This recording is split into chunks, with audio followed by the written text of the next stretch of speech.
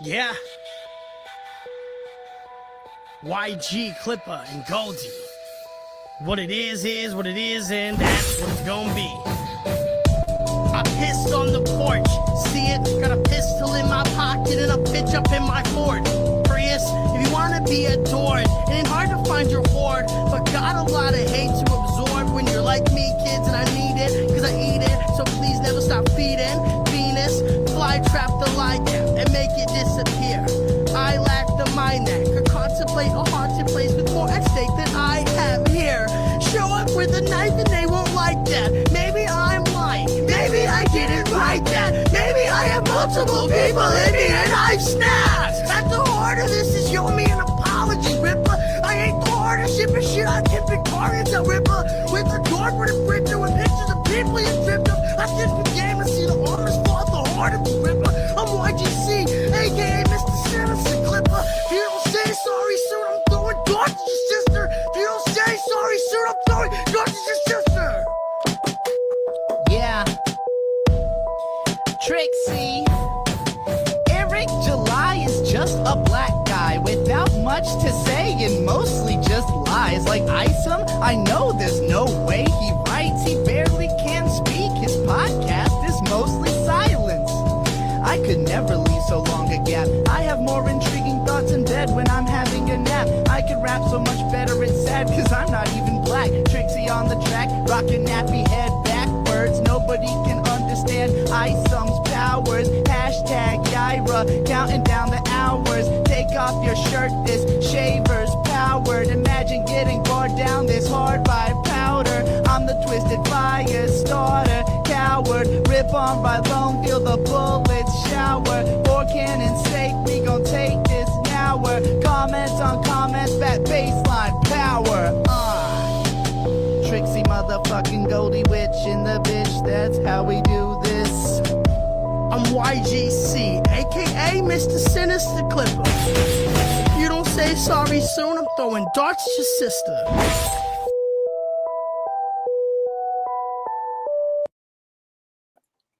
Whoa! Yo. Welcome to the After Problem, episode 15, I believe. The Sounds one, right. the one where SuperKiller drops. What we've been waiting for what? 3 years at this point? 4? Our entire 5 lives. maybe? There hasn't been a moment where we haven't actually been waiting for SuperKiller. Man, it feels it's here. The moment is here. It's Dude. not in our hands like the Maniac is for many people, but it is True. here. It's true. Allegedly. And Vito is obviously, I mean, as we saw with those dog shits, moving the robot's mouth up and down. He's going to be tweaking and managing that thing as criticism. Yeah, rolls in throughout the week. most people in California choose microdosing. He's choosing micro editing. That's what he's getting high on. yes, micro editing. Yes, he can't get enough of that. Yes, Johnny Rocket says, author of The Maniac and writer of The Elephant, which is going to come out and be good and not shit like SuperKiller, which we will review later. Says, come fart poop ass. I couldn't agree more. The Maniac! The Maniac by The Maniac. It didn't. There's take a cover by 800 Ray Ray is Happy. It's Yeah, as there you go. beautiful like all of his work. Also, and then, like and the rest of it's subscribe. beautiful like Corgan's work. Yes. Which I can't scroll down to because I don't have Adobe as my active window at the moment. Krimkle fucking it up once again. He fucked up the bingo again. He's fucking up the Maniac. Vito really got one Giving over bad document sharing advice to people. Yes. Ray Ray's Happy is here. He says, let's fucking go. Let's fucking go, Ray Ray. I love you. Balder says Johnny is better than Vito. Absolutely true. And Travis, it's just a PDF from a PDF. Isn't that funny? Anyway, so Krim, what did you think about that episode? Let's get started with the episode review. What did you think? Quick thoughts before we transition into Battle of the Beards this week. I got very distracted mentally by SuperKiller and refreshing my email a whole bunch. I got really mixed up at the beginning, and I was unclear. There were 5 problems this week, I think.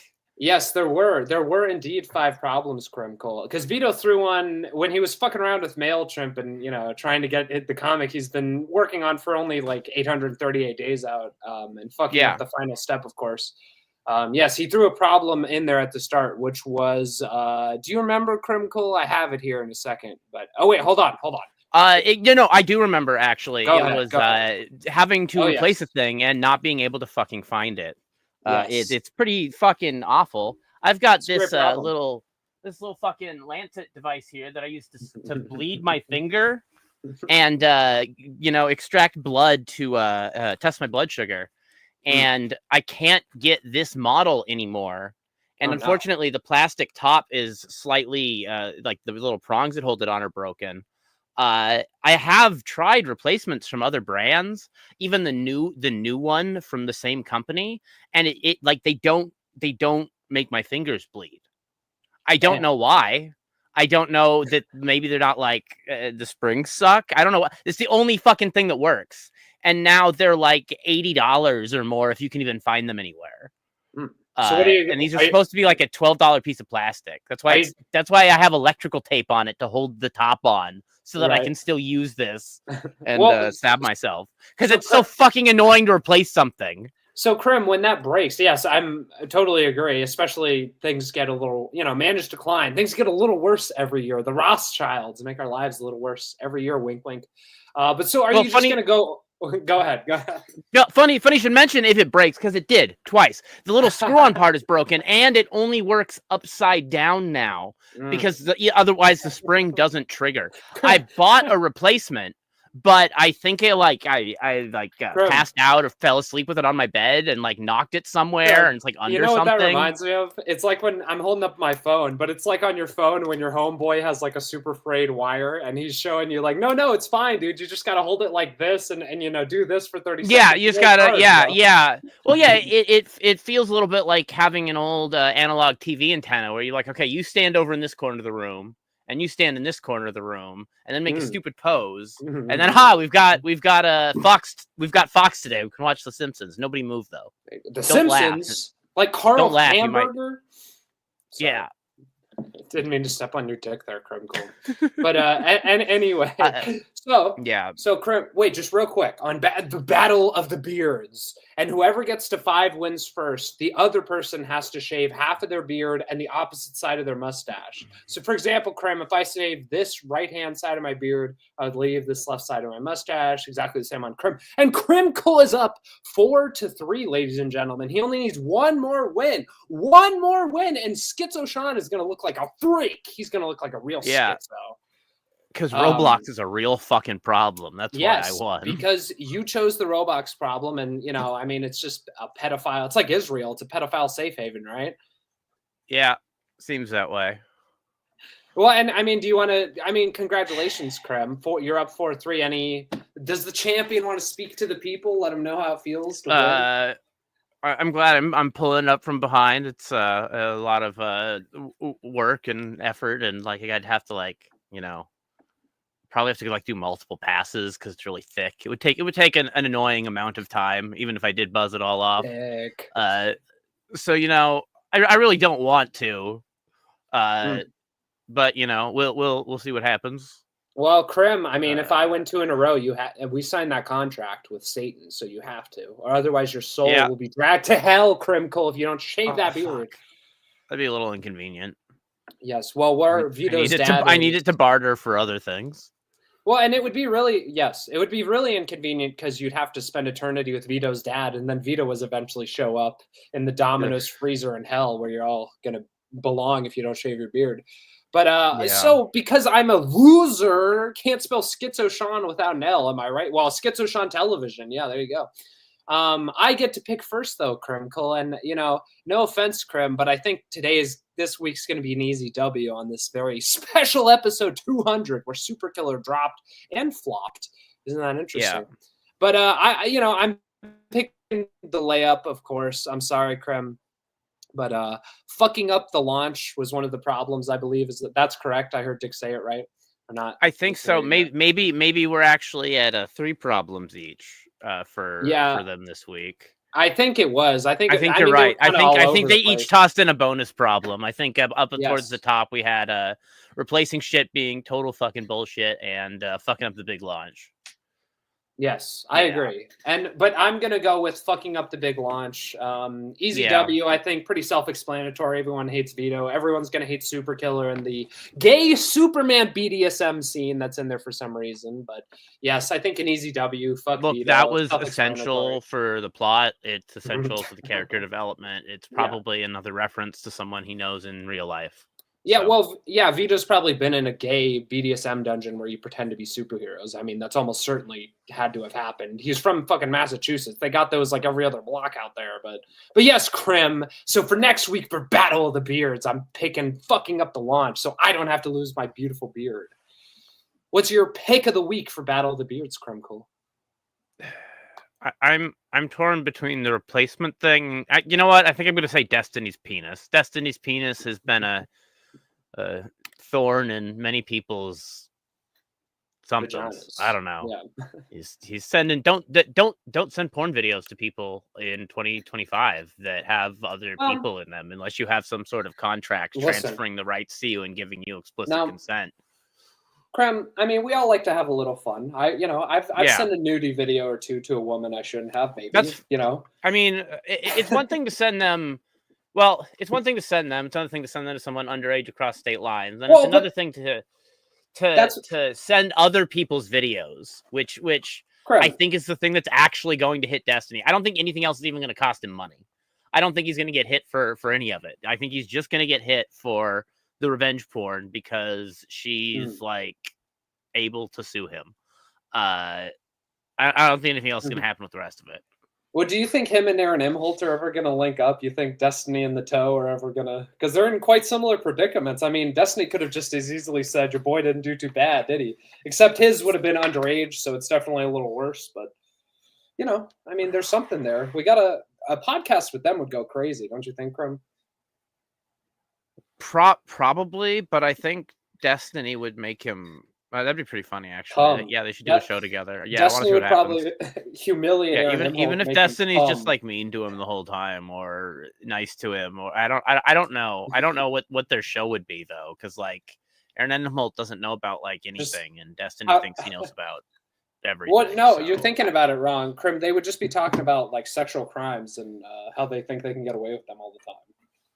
Because they're both clearly like sexual degenerate perverts. But how to get away with sex crimes? Me too.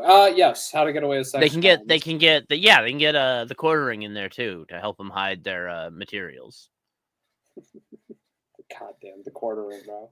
That fat fucker. Anyway, Ray is happy. Says, "Will Destiny and the Toe slurp each other's man venom?" That'll be the show, I think. Actually, just slurp and jizz with the Toe and Destiny. I think that's. I don't know, but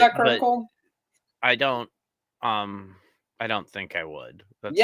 Well, you don't know. You don't know what you want. Yeah, I think it would be good. Well, we'll workshop it. We'll workshop it. Okay. Well, Krim, I mean, is there anything else about the episode you want to talk about before getting to? I want to talk just real quickly. Besides what you maybe want to talk about is the grave thing, and I can. Can you pull that up, or do you want me to post that link real quick to the Eric tweet? Yeah, I can post it in the private. Not have. Yeah. Just post it in there, and I'll pull it up. Let's see here. Well, you know what, Krim? Oh, hold on. Sorry, folks. I need to vamp. I need to vamp right now because I'm struggling with StreamYard. Okay, Krim, I posted it. But yes. So before we get to reviewing, we're going to review all of SuperKiller. So if you guys want to stick around for that, it might be a little bit of a late night. But we will be reviewing all of SuperKiller exclusive after Problem. We're the first real official review of SuperKiller. I mean, Krim, this is quite the exclusive we've got. But besides, I mean, Dick did it a little bit, but he really covered that first page pretty well. Well, dude, I was going to say on that first page that Dick was reading, that used to be the fucking Unabomber manifesto. I remember because I recognized it when I read it because I'm a bit of a Unabomber fan, you could say. So I recognized it as soon as I read it, and I was like, fuck. I'm sad he took it out, though, honestly. Did he replace the filler text from the Unabomber with actual text?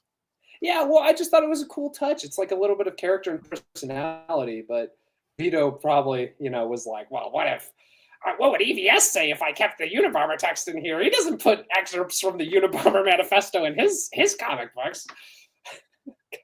EVS is going to kill that man once he reviews his comic book. He just won't. The psychic energy of that review will destroy the fat man. Yeah, okay. So Krim has pulled up here one of the most important pieces of this last podcast for Schizo Sean and the After Problem personally. And that's because, and as you can see here, so Riley has posted. Can you read that out, Krim Cole? I see this as a challenge of sorts.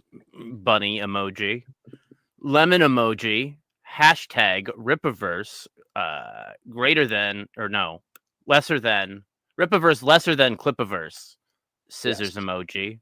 And I Young meant Rippa 5'9", 24 minutes ago. Buried the uncle that inspired Isom, next to the OG himself, period. Buried the uncle that inspired Isom next to the OG himself, Eric July says. Oh, my sound is coming through my computer. Oh, fuck my tight little butthole, bro. Hold on. Let me try and fix while I vamp. Okay, input, output. Yeah, well, here we can see the Isom Knox grave. I don't know if the actual picture was... Oh, wait, that's output. Hold on. Well, is that helping or no? I don't know. Your sound is coming through my computer. Well, Rippa, what is the issue you're having? I'm not hearing any extra sound coming through. Okay, you know what I think it was? I think it was just because I have my fucking headphones on and I don't need them. I think that was probably the issue. We'll try them without them. Because now I can't hear you at all. So that's super. Hold on. Can you hear me now, Krim? Go. Okay. I can, yes. Okay. Hopefully my audio is better. Anyway, sorry, folks. Hi, Music Master. Hello. Thank you for showing up. Like and subscribe. So Eric July tweeted about how he put his uncle away next to the real Isom. And I just wanted to say that's the grave young Klippa infamously pissed on, of course, Krim, as we all know. And in addition to that, Schizo Sean may be adding to the piss pile now. And we got a new target. We got Eric's freshly deceased uncle next to the old OG Isom, Isometric Knox. I mean, yeah, young Klippa and I are going to be showing up there around Halloween time, pulling up on the ghost of Isom and now Eric's uncle. So thoughts on that, Krim? Do you have any thoughts? I mean, this is kind of like a not great picture. And I also think this is the first time he's ever been to that grave. And I think he only performatively went because people said that he hadn't been there before when he was using Isom Knox to say that he had blood rights to a trademark, which is, I don't know if you know this, not how trademark works. Well, Krim, yeah, obviously we know Mr. Hibbity Jibbity doesn't understand trademark with blue shifting. I think you're right, Krim. I think that is probably the first time he's gone to that fucking grave. It's totally performative to say like, no, guys, like I really do care about my grandpappy, Isom Knox. It's all because of the fucking lawsuit, dude. He just had to pull this out of his ass. Oh, dude. Yeah. And it's so weird. Like, I just want to say it's one thing to bury your fucking freshly deceased uncle next to this guy that you don't really give a fuck about besides he's your great grandpappy. But yeah, it's another thing to make this post on social media about how we just buried my uncle next to the guy I named my comic book character after. Like, this is insane behavior, Eric. D July, what the fuck, man? I guess he posted like 2 like weird old pictures of his uncle or whatever, but like this isn't. Well, now there's no picture of him outside honoring his dead uncle, who's the one who just died. There's him outside with his never met relative whose name he got sued over. Well, Krim, I was gonna say not the guy he knew. Well, yeah, Krim, that's what I was gonna say. Is like this is an insane picture because you have Eric's like, frankly, it looks photoshopped. It's an insane picture, but you have Eric without his signature hat, looking very, I don't know, he's just sort of squinting solemnly at the camera. But like you said, this isn't even the guy who just died. This is like his grandpappy. It's like it's not even the grave of the fucking uncle that just passed, the unk. Yeah, it's just like psychotic, fucked up behavior. Yeah. But real quick, Krem, because I mean, I think Eric July's a retard. Young Clip and I are gonna be. We'll take a similar picture. You'll see Schizo Sean doing something similar to that very gravestone. But so Katie did chimes in here with. By the way, I want to fight Vito, talking shit about my CG queen Mandy Summers. Drama. Oh no. Drums. Well, also the there's just this weird framing with this just like open part in the back here that really should be like to the left a little so that they're like a little more centered. But whatever, that doesn't matter. It's kind of a Dutch angle. It's just a stupid. I guess whatever. It's just a stupid scam photo to pretend that he cares about this guy that he never met and never cared about. Well, that's isometric Knox. We all kind of care about him. I care about him. I don't even think he cares about the one in the comic anymore. I think he's defeated and broken, and he looks kind of tired. You might say. Maybe he's definitely tired. He's tired. Yeah, we all have fatigue. And Katie says, Sean, I want to fight Vito. I mean, I'd set that up. I'd be a ring boy for that, Krim. Would you take one for the team? Would you be a ring boy with me?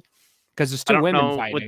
What that means, but so you know how they have doing sexy something girls silly like holding up cards and looking like a fool. Yeah, I'm in. I'll wear any silly costume you want. I love costumes. Yeah, we'll wear like booty shorts and walk around the ring with numbers. That'll be funny. Katie wants to come on and talk shit about Vito. What do you think, Krim? Oh yeah, let her on. Go for it. Okay, I can. Here, I can. You do that. I think. Let me unshare my screen, and I can vamp and talk shit about Vito and how he's a fucking idiot. But Katie, if you want to fight Vito, well, I guess if she's fighting Vito, no, because she was not fighting Mandy Summers, so she'd be fighting Vito. That's a fair fight though, because Vito's got those little chicken legs. He'd get gassed really quickly. Katie, I'm not trying to speak out of turn here, tell tales out of school, but you seem like a fit woman. I mean, I don't know. I think you could definitely beat Vito. I DM'd it on Twitter. All right. Katie will come in real quick and then leave. No, Katie, as long as you're talking shit about Vito, you stay as long as you want, girl. You talk your shit. Talk as much shit as you want about Vito. That's yeah. Fuck him and fuck his stupid fucking comic. But in the meantime, is there anything else about the episode 200, the big 200 that you want to bring up, Krim? Anything else stand out for you? Well, I just wonder if you can start peeing on one grave and then not stop and then get to the other grave and pee on both of Eric's ancestors in like one continuous pee stream. Oh yeah, it's like a cross-generational stream. Oh, you know what Riley and I can do? You know how in Ghostbusters they say don't cross the streams? Riley cross the streams. You can piss from one grave and you like arc them in the middle so that you're pissing on. Yeah, perfect. Okay, yeah. So Katie did clips. I need a lot of water. Please follow her. We're bringing her on though to talk her shit. Katie, Katie. Hello. Do I sound okay? Yeah. You sound good. What's up? Okay. I have a message to Vito because I know he's watching. Fuck you, Vito. How fucking dare you talk shit about Mandy Summers because she was late on Gymshark? Well, guess what, motherfucker? That book is being fulfilled right now. It's getting into people's hands. And you know what it is? It's a fucking digital. It's a fucking physical, not a fucking digital. I backed the physical for your campaign. I didn't want a fucking email. I want the fucking physical, you piece of shit. You know what? At least Mandy, it sends out physicals. And you want to know why she was probably a few years late? Because a bunch of jackasses were trying to convince Dale to not work with her and cause all these problems. Well, guess what? Gymshark is out, it's being fulfilled, and it's going into people's hands. What the fuck are you doing, Vito? Sending out a fucking PDF file, a fucking digital, and it's fucking black and white? What happened to all the colors? You were bitching about the colors and trying to fix the fucking colors. What happened to that? I get a fucking black and white digital comic? Fuck off, Vito. I want my physical. I paid for the physical. I want it in my mailbox right now, you sick son of a bitch. And don't you ever talk shit about my queen, Vito, my queen, Mandy Summers. I will fuck you up, you motherfucker. Don't you fuck with me. That is my queen. And as a queen myself, I will stand with my queen and I will fuck your shit up. Don't you ever talk some shit about fucking Mandy Summers. She's got more fucking balls than you will ever will. She's faced far worse shit than you can ever imagine. And you know what? She doesn't bitch. She doesn't whine. She doesn't complain. She actually does her work and gets those books out. And you know what? Today is Pit Day. Guys, go back Pit. It's fucking better than SuperKiller. And you get a 24-hour variant cover from Michael Turner. That's a hologram. It's a hologram cover as well. And you know what? It's fucking better than anything Vito would ever make. And guess what? It's going to be in people's hands soon too. So Vito, how about you send me my fucking physical, and not the digital? You piece of fat fucking shit. Hell yeah, I love it. Yes, and No, Katie, fuck that, dude. Don't sit there and talk shit about Mandy Summers. Oh, well, Mandy Summers is late on her book. Motherfucker, it's being sent out now. People are getting it in their hands. Why the fuck? Why the fuck are you going to talk shit about Mandy? Mandy has never done anything to you. But no, since you sent out the email, SuperKiller, you got all fucking cocky in your shit and you wanted to talk some mad shit. Motherfucker, you got no room to talk. Send me my fucking physical, you son of a bitch. I don't want the digital. I don't want black and white. You complained and worked on the colors. That's why it took forever to get the comic out, right? Because you wanted to make sure the colors were okay and everything was fine. No, I got a fucking digital black and white. Fuck off, Vito.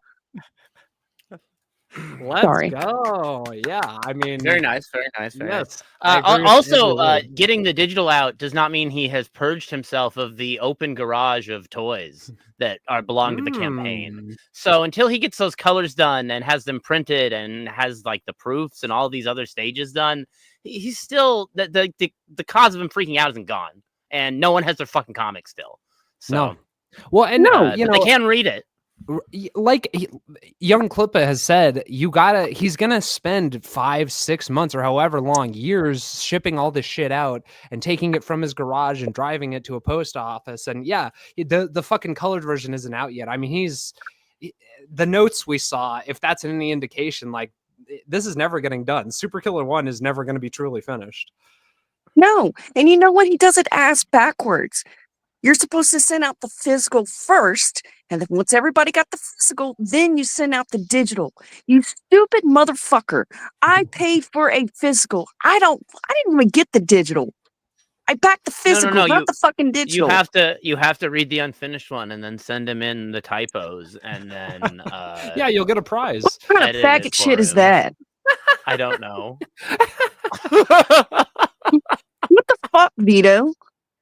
Didn't you pay for an editor? Like, what the fuck are you asking us to fuck? Okay, so you're really opening yourself up to criticism. Hey guys, I finally sent out SuperKiller, but it's a digital and it's black and white, and I might have some spelling errors in there. So can you please let me know as soon as possible so I can fix it? So when I send out the physical in the next 5 years, it could be the right one. I am so fucking mad. When I got that email, I wasn't happy. I'm fucking pissed. And then I find out about him talking shit about Mandy Summers. The fucking Mandy Summers, you son of a bitch. You don't fuck with my girl. You done pissed me and Mint off. Me and Mint are fucking livid right now. You done pissed off 2 women tonight. You fucking better watch out, Vito. I'm very upset about it. God damn it.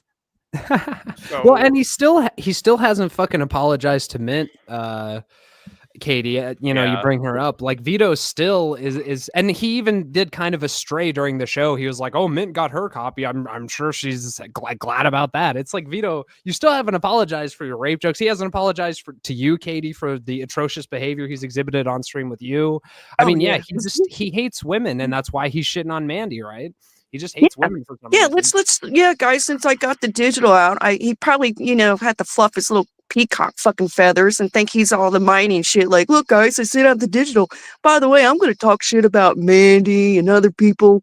Fuck you, Vito. Fuck you. Jim Sock is in fulfillment right now.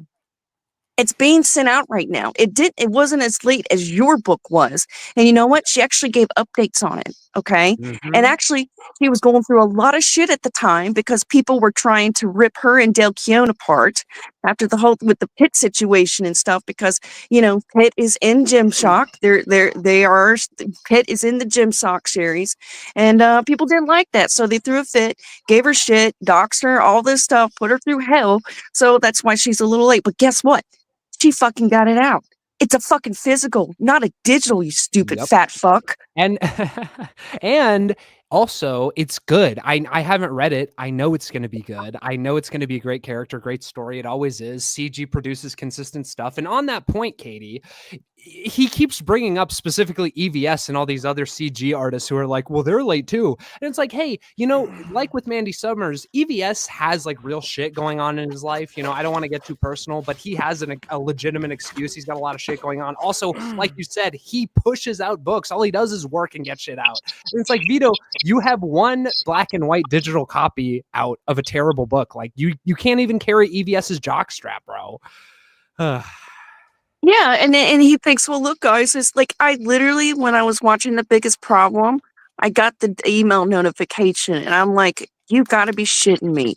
So I ran down to my mailbox. I'm like, maybe I got the physical too. Maybe that'd be a surprise. No, it's not in my fucking mailbox. I don't want it in my email box or my inbox. I want it in my physical fucking mailbox. It's a real shady looking link too.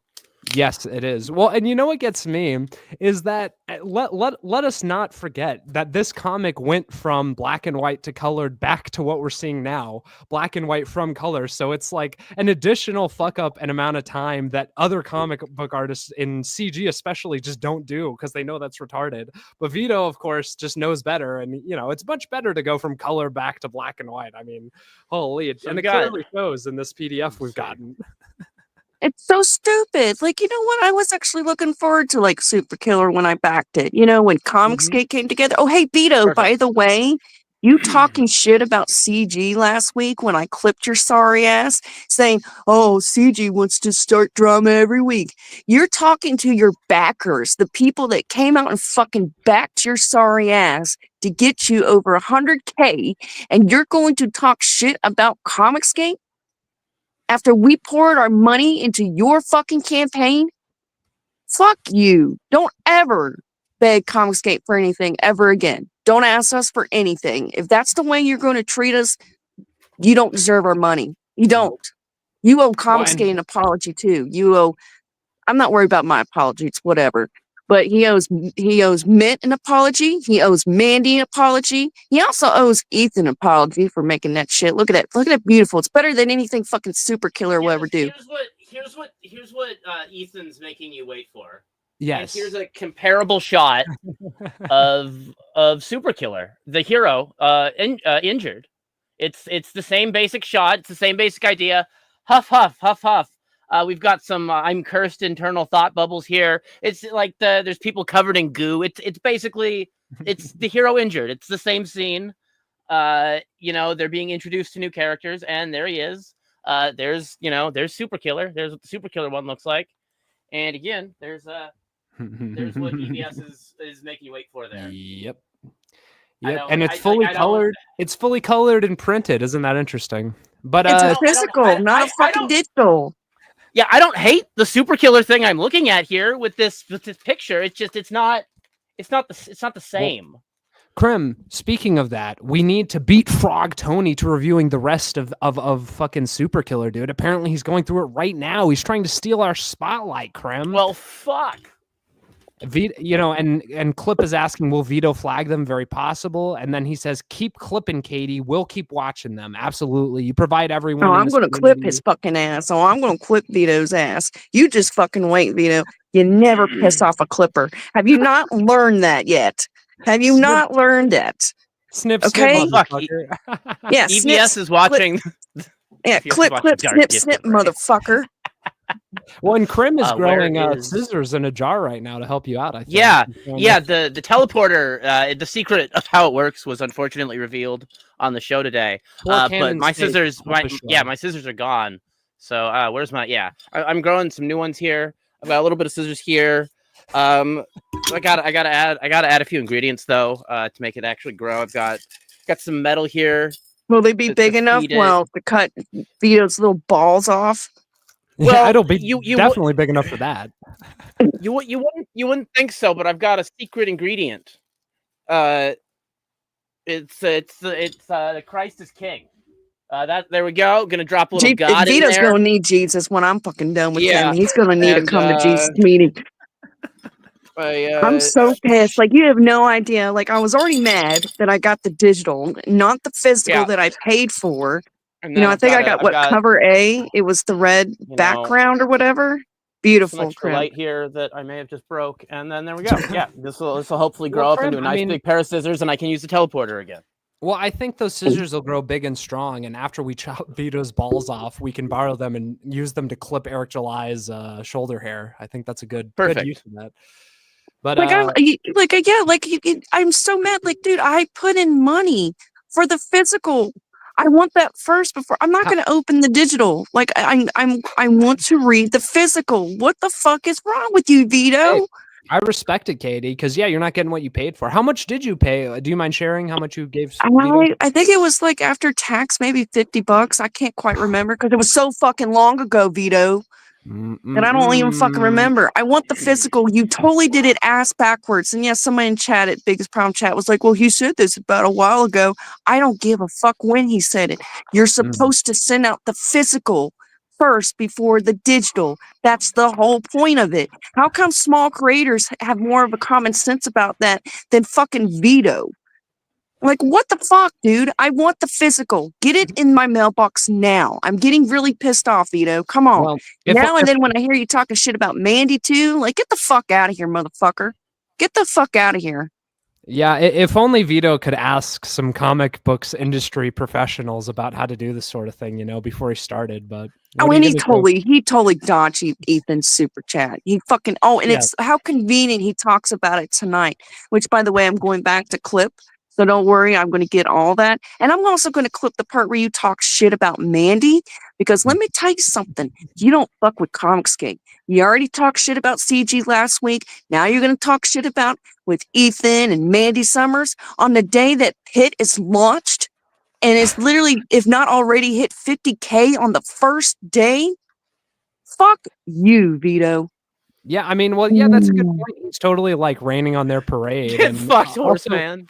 Another great, it's like Vito, hey, maybe don't choose today when another comic in CG is releasing to drop SuperKiller. I mean, I don't know. He just he can't get his head out of his own ass. Giswaldi's law, I guess. Look, but I don't know. The right choice would have been to kill himself live on stream and he didn't do it. Disavow. He bitched out. He announced that he was going to do it. There was a great setup. There would have been a perfect payoff. And then Dick could have deleted the Patreon right after. Perfect episode. Well, you can't get better than that. I mean, but here's the thing. Like, we just saw him talk about, I even clipped it to where he was working on the colors because he was getting all fucking nitpick about the fucking colors. Okay, you spent all that time putting colors on it. I don't even get that in the digital. Like, what the? He took them all out. It's basically the same as the fucking the leaked version that dropped however many months ago. It's almost identical. I mean, there's minute changes, but holy shit, it's just as bad. And then he's asking us, "Hey guys, I even though I've tried to avoid everybody's feedback and criticism, I'm actually going to let you criticize this and let me know if I got spelling errors." Vito, that's your job. And what are you saying? That you're saying that Eric Weathers, who's also another Comicsgate king, who's probably one of the best letters in Comicsgate in the indie community, and you got him to work on the book, and you're thinking that there's spelling errors? So are you putting the blame on Eric? Fuck you. Yeah. Oh, I'm so mad. Everyone who works with Vito ends up regretting it. I mean, it's just an iron law of the universe. But Katie, while you're here, maybe to get a bit of female intuition, what do you think about Vito's girlfriend? I'd like to hear your thoughts. Do you think she's real? No, I don't think she's real. No. Because you know what? If he really had a girlfriend, you know what she would have told him? Honey, don't send out the digital. Get the physical. What the fuck are you doing? A woman would get your ass straight. It's a lie. It's no girlfriend. It's a load of cock shit. That's some made up shit. What are you doing on like Stellar Blade? That doesn't count, Vito. I know you said a woman could get him straight, but I think even with a woman, he'd still be gay. Queer. Fucking gay. Yeah. Well, I would love to know if she knows about his gay escapades. I'd be really interested to know if he's told her. Oh God, I don't even want to know. It's bad enough. He tried to. Did he? That's what he was talking about on that stream. How he's like, "Oh yeah, I totally banged." Like, Okay. Well, whatever. I think we've oh no, hold on. Add to Uh-oh, we stage. faded. There we go. Oh no. I think we've been I like defeated at this. bingo. This is I new to don't- me. This is Yeah. new. Us on top here. Oh my. Yeah, Bingo's he so said fucked up, by the way. Krim can't get the fucking bingo right. Yeah, well, I'm gonna get Excel installed in Wine, and that's an awful excuse, and no one should respect that answer. You're sounding like Vito right now, Krim Cole. Not good. Probably sounding more like mint salad, if I'm gonna keep making excuses in that direction. Hey. I don't need to over-explain why I'm fucking up. It doesn't matter. I'm fucking up. The After Problem bingo here, though, the same designer who did the original bingo card designed this. It's got a little picture of both of us back there, and he just tagged me on Discord that he got bingo. Looks like he got a bingo here with let's see here. I still don't have a job. That's unfortunately true. Eric July, yeah. No shaved beard this week. That's also correct. Is there one that says he's a cocksucker? That would be the free. I don't know. Yeah, maybe we can get that one added in. Both hosts wearing shades. We still have that. That's and true. Then what's this last one? Sean's joke falls flat. Which one? Wow. Wow. I mean, listen, you it can't be as a bigger fail of a joke than Vito. You know what? He got the bingo card out. He got the bingo. I don't know what he wins, but you know, we probably owe him something. He wins our love and respect and admiration for making this great bingo chart. And you know what? Maybe my joke did fall flat, but it helped you get a bingo. So I don't even want to hear it. Okay. There you go. All right, guys. Well, I got to hop off here. Thank you for allowing me to come on and vent and rage, because I know Vito's watching. He'll never admit it. But Vito, I'm coming after you, boy. I'm coming after you. You don't fucked with the wrong person. You don't fucked with my queen. You don't, said some shit with Mint. I'm gonna fuck you up. Don't you ever come around Comicsgate and asking for money. I love how, by the way, you're bringing the campaign up, for a week, because you're wanting more of our money. You're not getting any more of our money. The email fuck up totally made me realize that. Yeah. You literally shitted on Comicsgate last week. Literally shitted on CG. The people who put their hard-earned money into your fucking campaign gave you Fire Tonight, which is a Comicsgate tradition when you hit a goal, all that stuff. And this is how you pay us? By not only talking shit last week, but giving me a fucking digital that's not even color? What the fuck is this shit? We're all forgetting something, is that after that campaign wraps, we're all gonna have to pay fucking shipping if we want our fucking comics. Oh yeah, you're right. No, he's gonna pay for my fucking shipping. Fuck you, Vito. You're gonna pay for some of our shipping. Fuck you. Damn straight. Fuck you. This is some bullshit, Vito. And let me tell you something, Vito. Don't you ever talk about my Queen Mandy Summers again, because I will ruin your life. Because you know what? Snip, snip. No. Clip, clip, and snip, snip, motherfucker. Fuck you. Gentlemen, have a great night, a great show. And Vito, go fuck yourself. Thank you. Thank you. Katie did clips. Everyone Thank you very much. Out. Super important part of the community. She clips us all. She'll be clipping this. She'll be clipping all up in Vito's shit. Vito's gonna get wrecked, bro. He really pissed her off. Vito's totally turned everyone against him. Dude, if you're turning Katie did against you, this sweet lady who just wants to clip, I mean, you've really fucked up. Look, so. Music Master makes an interesting and compelling argument that this is in fact the coloring book version. You're supposed to print it out at home. That's what Vito was testing on his printer. You're supposed to print it out at home. Yeah, you're supposed to print it. This is the print at home and color it yourself version. He's right. That's why he was testing it on his home printer. It all makes sense now. This is correct. We were all wrong. Another win for the Vito. The Vito. Another win. Another win. We thought it was for us, the adults who paid for this comic book. It's actually for the children Vito's trying to lure into his cramped apartment so he can molest them. That's what I heard anyway. That's why he made it black and white. That's what the streets are saying. I'm not saying that. Yeah, I actually can't sell my copy of the PDF. I'm sending it in for CGC grading. Okay. Well, speaking of that PDF from the PDF, you want to start reviewing that, Krim? Bang that out before Frog Tony totally eats our lunch with his tongue. He nabs it. I guess so. Let's see. Remove that. Oh, by the way, also shout out that After Problem Bingo. Once we get that up and running, that's a great template. Thank you very much. And you made it specific to our show.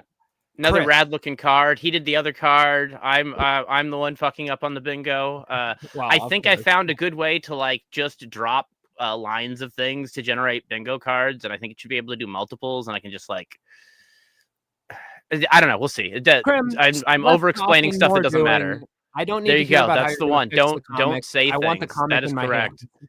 No, I've got to check every single pixel first.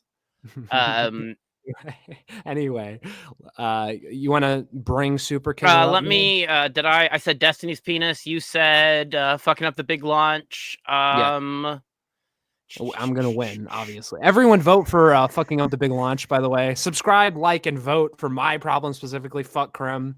If you're watching, Medicare got swatted, but unfortunately not murdered. Got that in my notes. He's dead anyway. Ethan Ralph keeps telling me every couple. Yeah, well, I wish he was dead sooner. I don't really need more people on the internet reading Kiwi Farms. It's just a waste of time. And anyone who's taking it seriously, like he seems to do these days, isn't any better than like PTP or Andy Worski. And their brains are obviously just as fried by drugs or fatness or whatever the fuck bug is up Medicare's ass. But the cancer seemed like he was implying fucking Ralph swatted him. It's just fucking insane. It's just him and whatever. Ralph are like too old because they're but like OGs. They've been around for a while. They're like two. I hope Ralph does swat him, pitching at each other. I hope Ralph calls the National Guard on him. I hope that he like takes his passport and his ID and gets him registered as like an illegal immigrant and calls fucking ICE on him and gets him fucking sent to El fucking Salvador. Fuck Medicare. Damn, I didn't know you felt this. I didn't know you had beef with Mr. Medicare. I know him as internet aristocrat. I'm a longtime fan, but I did too, and now I know him as Null's proxy little bitch, and he's totally fucking worthless. Damn, brutal Mr. Medicare L here. Crim pilling Mr. Medicare. I never thought I'd see the day. Are we going to review? There was something in there about a U-turn. I can't even care about that. I've bitten off my fingernails after they break sometimes. Do you ever do that? No, I trim my fingernails like a civilized human being. Okay, I don't tear them. But, I grow them long. I don't. I cut them. I sometimes though I'll be like out and about. I'll be like, oh crap, it like got partway cut and I need it to be like torn off. Yeah, it's the only time I'll ever use my teeth. I'll do that if it's like partially cut and it's annoying and I have like a hangnail catching on shit. But like, I love you, Dick. But you and Johnny talking that's so gross. Holy crap. You like keep your you tear them off and then you keep them on a windowsill. I love you guys to death, but that makes me gag, dude. I really hate when you guys do that. I'm gonna listen if you have a podcast just about it because I'm a fucking freak for content. I have a sickness. I need to hear everything Dick Masterson says on the internet. But yeah. Vito couldn't believe that Dick bit his toenails off, and you know why? Because there's no way that Vito could ever get like his foot anywhere near his face. It's just you and like, I can both. Yeah, Vito's just too. Yeah, I could if I felt deranged enough, I could suck my own toes. I don't, but I could. I don't think Vito can even reach his own toes. No, he can't even put his own socks on, man. He needs a fucking shoehorn for his socks and his shoes. Well, he doesn't wear socks because he can't put them on. So yeah, he needs a shoehorn. Is that why he doesn't wear socks? No, I totally I knew fat guys like have trouble tying their shoes and they do like the weird side tie or like the or whatever. But you're right. It's because you have to like it. It's the socks. That's why. It's because he's too fucking fat to reach his fucking feet. Yes, he's too fat to reach his fucking feet, so he needs a shoehorn or whatever. But Krim, imagine this. You know how bad shoes smell when you don't wear socks with them? That's got it. Once you do that once, it's like over. He does that with his shoes every day. I know how bad he smells from his like flaps releasing his odor, but holy fuck, imagine his feet. He's probably got like feet sebum, dude. He's probably got like gray foot butter building up in those things. I mean, Vito, please put some fucking socks on. Yeah. Just I mean, maybe he's just biding his time because he's gonna have to cut his feet off anyway. But whatever. The only other note I have is that when they were talking about the woke museum stuff, and I haven't been to a museum in a sizable amount of time. I've been to a couple like little local things here and there that have like some local history stuff that are very overtaken by Indian history. But I'm also in the Pacific Northwest where there is a lot of Native American. There's a lot of tribal land around here. They go hand in hand. There was like a murder of a cop recently. Like the FBI came in and they're like, we can't find the guy. It's like, well, I wonder why. Is it because the people on the reservation aren't ever going to help you or cooperate even a little bit to help find anybody who commits a crime because they just don't? Racist. Very racist. Yeah. But I noticed that at one point Vito was like, what's more important than art? He said like food, water, and shelter. I would rather be entertained than fed. Yes. Water is pretty cool, I guess, and like having potable water is pretty neat. But you don't like you'll and like maybe you'll like die without it, but you'll want to die without entertainment, and that's really what not dying from the starvation needs. Because if you're entertained, you'll have the will to live and can go longer on less food. But Vito is a drug addict, so he's like, well, what about like heroin? Like I like that's worse than like we need that more than art, right?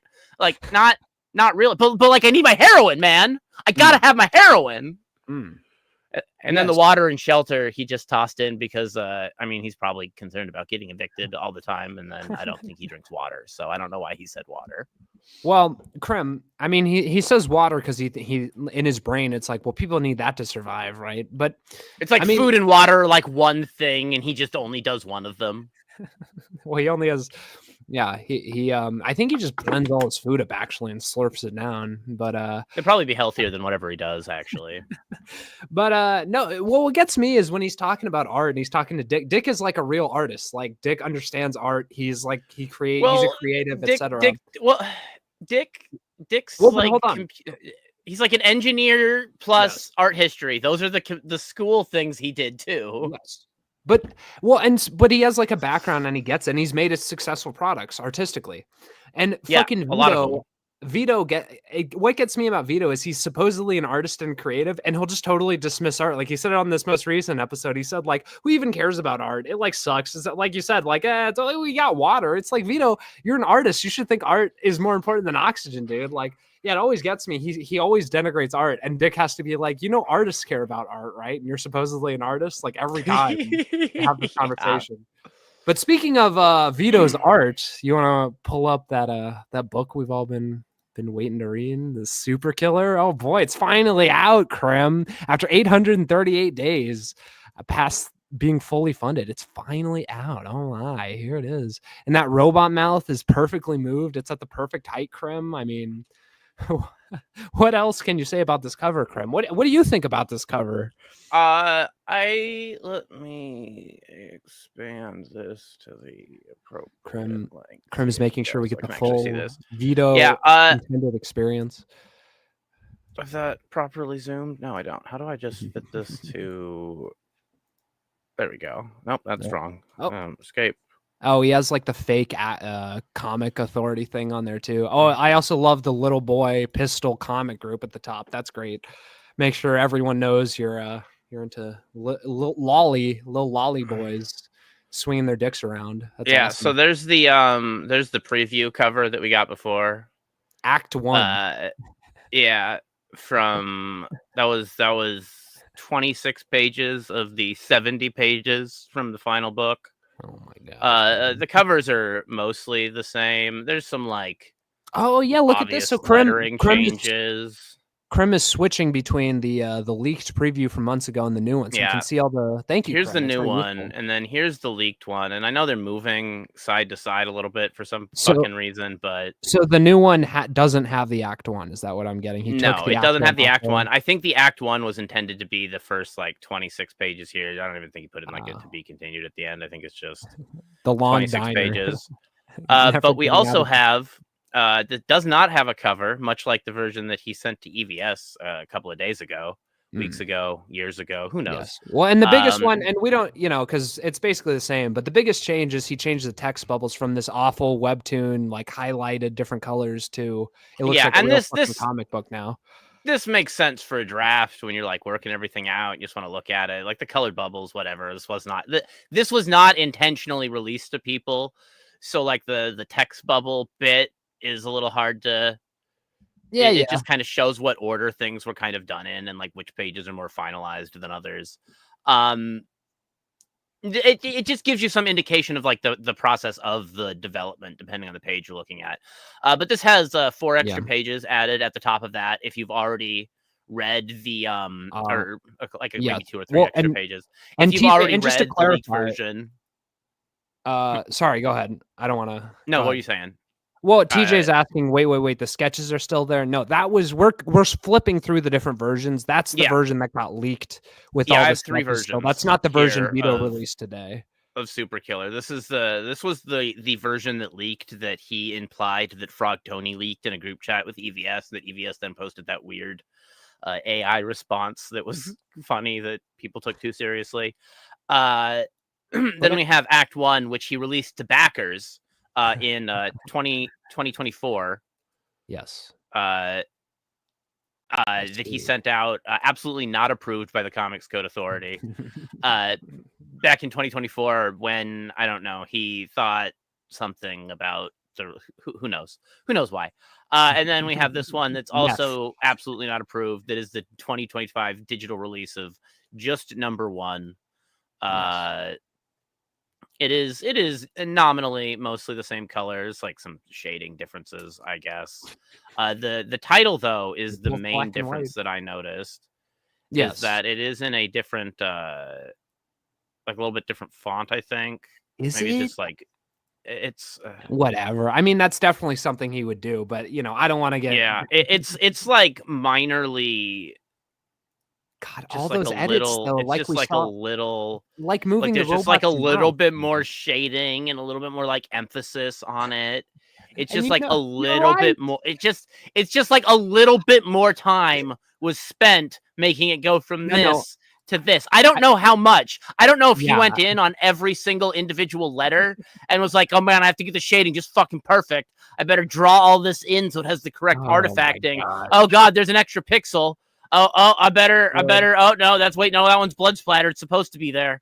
I don't know. I don't know what his process there was. He probably spent 5 hours on every fucking letter, dude. Like, oh my god, the minutia he notices is insane. But anyway, so I hope this is just like multiple layers of filters, and it was not the amount of fidgeting with it that it kind of seems like he might have done, but who knows? I mean, I always just assume it's worse than you're thinking about. So then we have the infamous. Dick was going over this today. All the background text on his crediting page, and Krim. I do think Krim asked me this, but I do think that Vito probably did type out a whole ass paragraph or stole it from somewhere, and made sure that even behind all this black stuff, like the infamous Eric Weathers.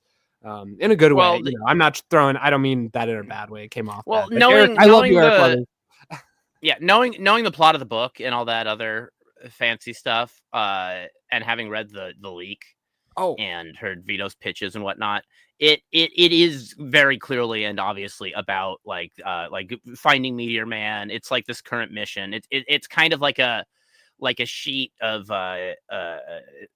bureaucracy of the organization that he works for would have like about this particular mission and SuperKiller's like ongoing. That's like this would be SuperKiller's case file, essentially. Well, but it is framed around like the discovery of the multiverse. I'm not sure why that would be in the same write-up as let me ask you a question, but I mean, Vito hasn't thought any of this through. Well, SuperKiller is the main character, though, so them having some sort of focus on him doesn't not make sense. So it's like, whatever. The whole universe. It's like clandestine. There's a bunch of other SuperKillers, but I guess he's like the special SuperKiller. But Krim, can I ask you something?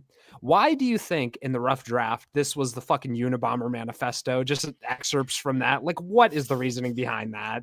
Just to be epically random, or what? Probably. He also probably had it handy. I think like the Unabomber manifesto thing, not like the actual manifesto, but like the spirit of the idea of the manifesto is kind of in his like novel book thing that he read a little bit. I don't know. I get it. This is really convoluted, and it is at the beginning. But him like nitpicking on Dick like reading it, but like why would you not? Like it is kind of like it. What's also Vito, it's Well, an it's actually intentional. kind of intriguing. Like, Well, it's like, and well, what's going on here? it's Who would it's an write this? intentional, yeah, it's an intentional artistic choice, and it's like, so you put it in here on purpose, so obviously you meant it to mean something, Vito. And the fact that he gets a little squirrely when Dick starts, really laser focusing in on it, I mean, there's something there for sure. But Krim, He does have an editor, but the editor's name seems fake. yeah, Aquarius Rex. I mean, that's definitely a pseudonym. It might be him. I don't know. Maybe Vito goes by Aquarius Rex on the other side of the internet. And I don't know. Maybe he's like Destiny. Maybe he's seducing minors as Aquarius Rex. Has anyone looked into this? I feel like yeah, this special thanks might yes. offend some people, but I don't recognize a lot of the names here for some I love reason. that- So I we're just love going to in skip this- over that. Well, I just love he puts Dick's real name right next to EVS. It just pairs perfectly Yeah. with the episode we just saw. And now forever, Dick's real name, which he hates, is attached to SuperKiller, this piece of dog shit. I mean, if you really want to endure Dick, you should attach his real name, which he infamously loves using. And Vito said his real last name on today's podcast, and put it in your fucking book so everyone who reads it knows. It's a real good idea. Anyway. Fucking Vito. Think things through for like 10 seconds, but the meth, I know, makes that impossible. Well, like he said, he put this page together today. Yeah. Oh, I didn't hear that. He typed this whole thing up today, put the new background in, finished up the names, EBS got the shout-out alignment right, and then added in the like thanks here. The EVS shout out was probably just to cover his ass and try and get out of hot water with Comicsgate, which Katie did, is thankfully making sure doesn't happen. But that's like a last ditch effort to save his ass, right? I mean, throwing EVS in there. Yeah, I don't even think there's an easy way to find him posting the the what? I don't have an easy way to pull up the Of page with the Unabomber thing. I don't have it handy. Yeah, don't worry about it. It's real though. I saw it. You saw it. Everyone can look it up. Yeah. But okay. So we get past all the credits and the cover, and we get to the third page, and here we're opening, and we open on what? Is that a statue with what are we doing here, Krim? What's going on? What is this? So this is the UFO bot is the first page on the Act 1 draft that we got originally. This opens up on a superhero statue with some like lesbians getting a third lesbian to take a picture. We've got then two little twink boys, like there's a junior twink and a senior twink, and they're giving a cat to a fourth lesbian. There's some superheroes up in the air, and we've got SuperKiller talking to his robot. Artie, his which is supposed to have a Boston accent, I've been told. Yeah, boss. Hey, Artie. Yeah, boss. Yeah, you be SuperKiller, I'll be Artie. Okay. Just how many superheroes does this universe have exactly? According to agency records, this universe contains 3,483 superpowered individuals, with 167 of them operating in this city alone. Great. Terrible. An entire planet full of Cape jackasses, all of whom would promptly beat me to death if they found out why I'm here. They'd curb stomp your ass, boss. And then we have here. This is kind of cool. It's kind of like here. It's showing all the scenes we saw. This panel's here. I'm assuming these people flying in the cityscape are here. This is these three panels here. They are in. I'll give them credit. I like this as a panel just because it's coherent. it's almost coherent. Until if you look here, okay, so we've got here, okay, right on your left over here. Right. Over here, right. There's the selfie on your left, right. Okay. Right. Over here in the middle, we've got this open sky where they're flying. Right. They're flying right here up in this panel above it. They're flying in the middle of the city, right? And then over here on your right, they've got this cat here, and they're holding it. And then there's where's the cat? Is there supposed to be a cat in this panel? You're right, Krim. The flying should be in the middle if it's anywhere. And young Clippa says this new page is the best page in the middle. Oh, holy shit. I thought those were clouds. Oh, no. Oh, no. Oh, that's so bad. It like blends in with the text box. Oh no. And young Clippa chimes in and he says this is the best new page. I agree with him, but he also says, yeah, the cat girl should be where the flying heroes are actually. Crim pilled, he says. You must get crim pilled. We're crim pilling SuperKiller. You know, I do like these cool little pigeons. They're a little simple. I am zoomed in at 1,600 times now. What is the native resolution of this fucking thing? Oh, bro. Natively, it's like you can barely see it, dude. I mean, this is so bad. Vito, you didn't have to release it today. You could have just killed yourself, dude. Yeah, cool. Honestly, I kind of it would have been a lot funnier to me if he had like killed himself. Yeah. SuperKiller, more like super tiny, Koof says. Yeah, it's so true. Also, Koof is chiming in here saying the actual page size is 3.29 inches by 5 inches. 5 inches. Yeah. So that's not like a normal comic book, right? I mean, I don't know, but how big is a manga? It's definitely smaller than this. Well, and we know Vito's lost in the manga sauce. I mean, it's where he pulls 90% of his inspiration from. TJ says 0 consistent with the backgrounds. True. Rickery Booby is saying we're giving great criticism that's constructive. And Vito doesn't realize his haters just want him to do better. That's not true. I would like Vito to burn in hell. He's backstabbed me enough that I have no love for him as a person anymore. It'll be on flashcards when it comes out. LOL. Yeah, this says it's on just straight ripping the image out is 988 by 1500 pixels. That's not.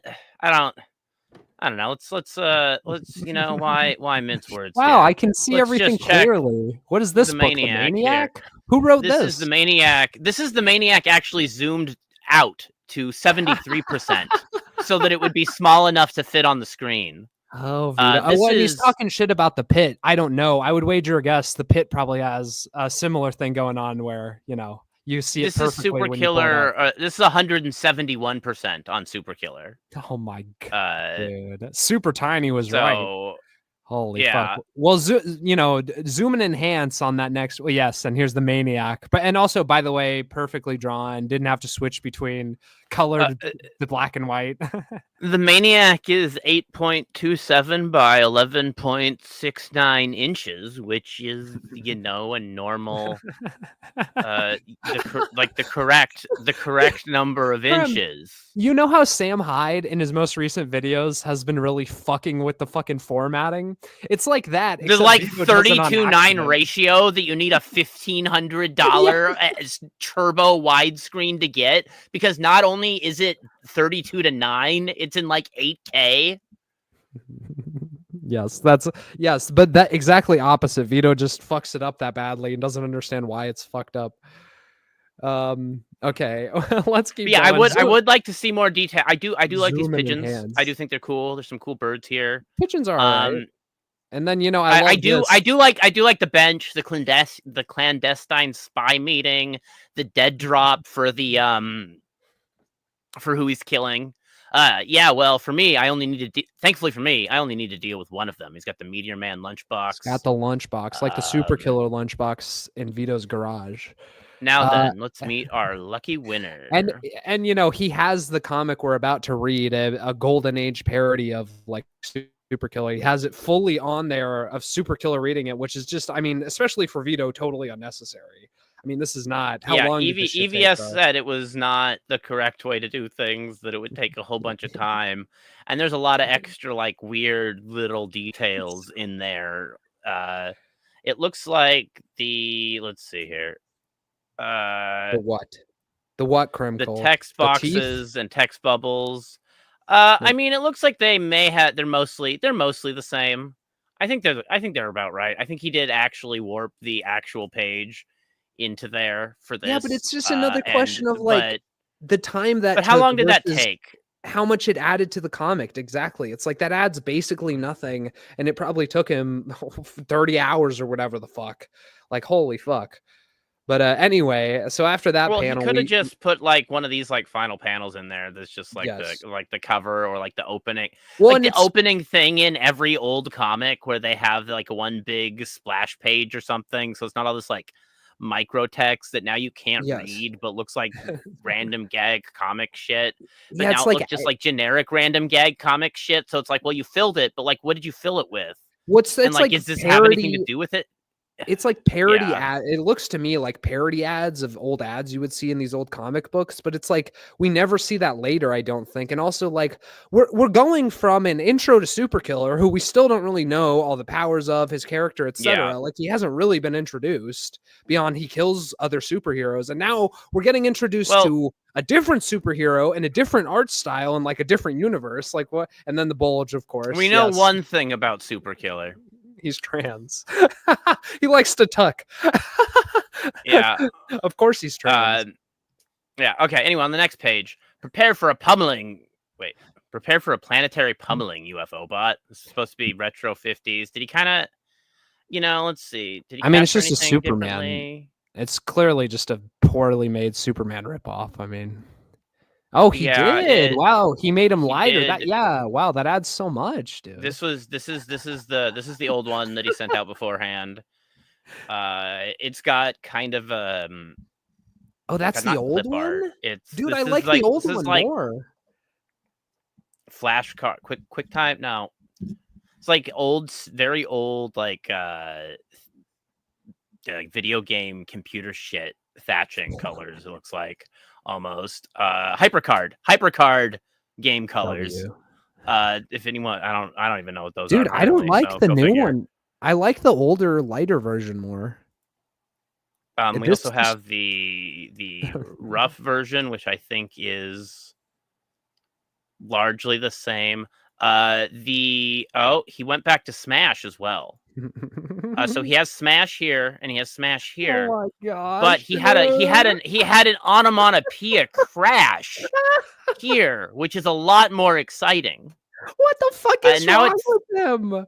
Are you? And now it's real? tucked away up to the left, and it looks like he's actually made the guy a little stouter somehow to fit in that. Dude, Crash versus Smash. How much brain power did he put into coming up with that change?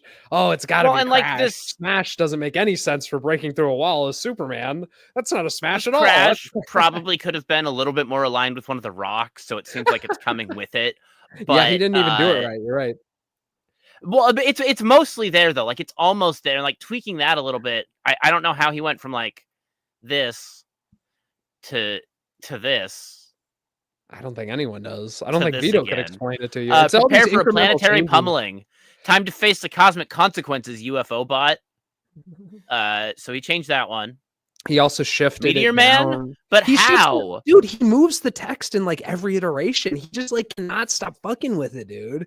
That's insane. Moving the text around makes more sense than a lot of his stuff, but yeah, it is kind of odd, especially because some of his reasoning to Frog Tony earlier for certain lack of detail was the text bubble placement. Yeah. But it looks like the line is the same, even if it is delivered slightly differently in each panel. From the weird robot here. It is establishing his superhero UFO weakness of Meteorium. Oh god. Well, keep going because I think that gets introduced. Yeah. Well, Fiend, you were right about the secret weakness to Meteorium, but your plot was foiled by the keen sleuthing of my #1 super pal, kid reporter Snap Sullivan. Oh my! Thanks to him, I was able to escape from your technological torture trap. Yes, and Kryptonite and Jimmy Olsen and all this sort of thing. Very thinly veiled parody. And then I'll be Jimmy Olsen. Too. Okay, yeah, go for it. Okay, you two, smile for the birdie. Robbing me of my superpowers was a cunning plan, UFO bot. But there's one very important thing you forgot about. What's that? What's that? The most incredible power in the universe. A trusting male friendship. That's right. And then the homophobic robot responds, ugh, how disgusting. Krim, don't spoil it. We don't know that they're in a gay BDSM superhero relationship yet. That comes later. Are you sure? Yeah, that comes later, bro. I What mean, you what can what are definitely you kinda- looking at here? What do you see here? know what? Because I see the gay You're right. BDSM relationship. You're absolutely right, Graham. There's basically no difference between this and the later panels where it's more explicit. Well, and it's the 1950s, and he's the villain, and Vito's a Mm. liberal, so this has to be like a 1950s conservative homophobe. Vito's gay. He's this fat meteor man here in this picture. Well, and TJ is saying he's saying this hits different after knowing how Vito is IRL. Yeah, yes. Wait till we get to the other one. But also yes, Vito does want my male friendship. I like the old one better. I feel like it does look like more like an old comic, like the leaked stuff. Like I feel like Vito, as he kept fucking with it and made these incremental changes that made sense in the moment, eventually you know, it looks nothing like it with enough of those incremental in the moment changes, completely changes everything. But yeah, anyway. So after defeating, you know, what's up? Here's the oldest version that we have currently. This is the leak. We've got that same bit here, whatever, you know, save me from your torture trap. Smile for the birdie, foiled Jiva plan, blah blah blah, front page. Foolish android, you assumed I'd be helpless without my powers, but you forgot there's no greater power in the universe than that of intimate male friendship. That's right. And the robot is like, what the like? Wait, what? Yeah, that makes more me, sense too. That's a lot more like, oh god, they're gay. Yeah, like that's the robot realizing they're gay in that panel. Yeah, you're right. No, and then that joke is gone, and he's just homophobic. Yeah, it just takes out any of the twists later, and yeah, the joke, because yeah, it makes everything just makes it duller, I guess. It's less of a story. I don't know. It's just bad storytelling. Well, and you still have the double entendre here because he's like intimate male friendship. Wait, what? That could be actual confusion. It could be realization. You've got the one over here, trusting male friendship. He uses close in this revision. So intimate to close to trusting. God damn. What is with it's so strange. It doesn't make sense. It's like a change either. Vito, what are you doing? Because they functionally kind of mean the same thing. But yeah, then it's like, ugh, how disgusting. Yeah, that's also like it. Like, well, he could find the concept of friendship disgusting as an evil villain, or he could be homophobic, and they kind of don't really line up quite as well as the confusion and the realization do in this one. Krim, this is a better joke.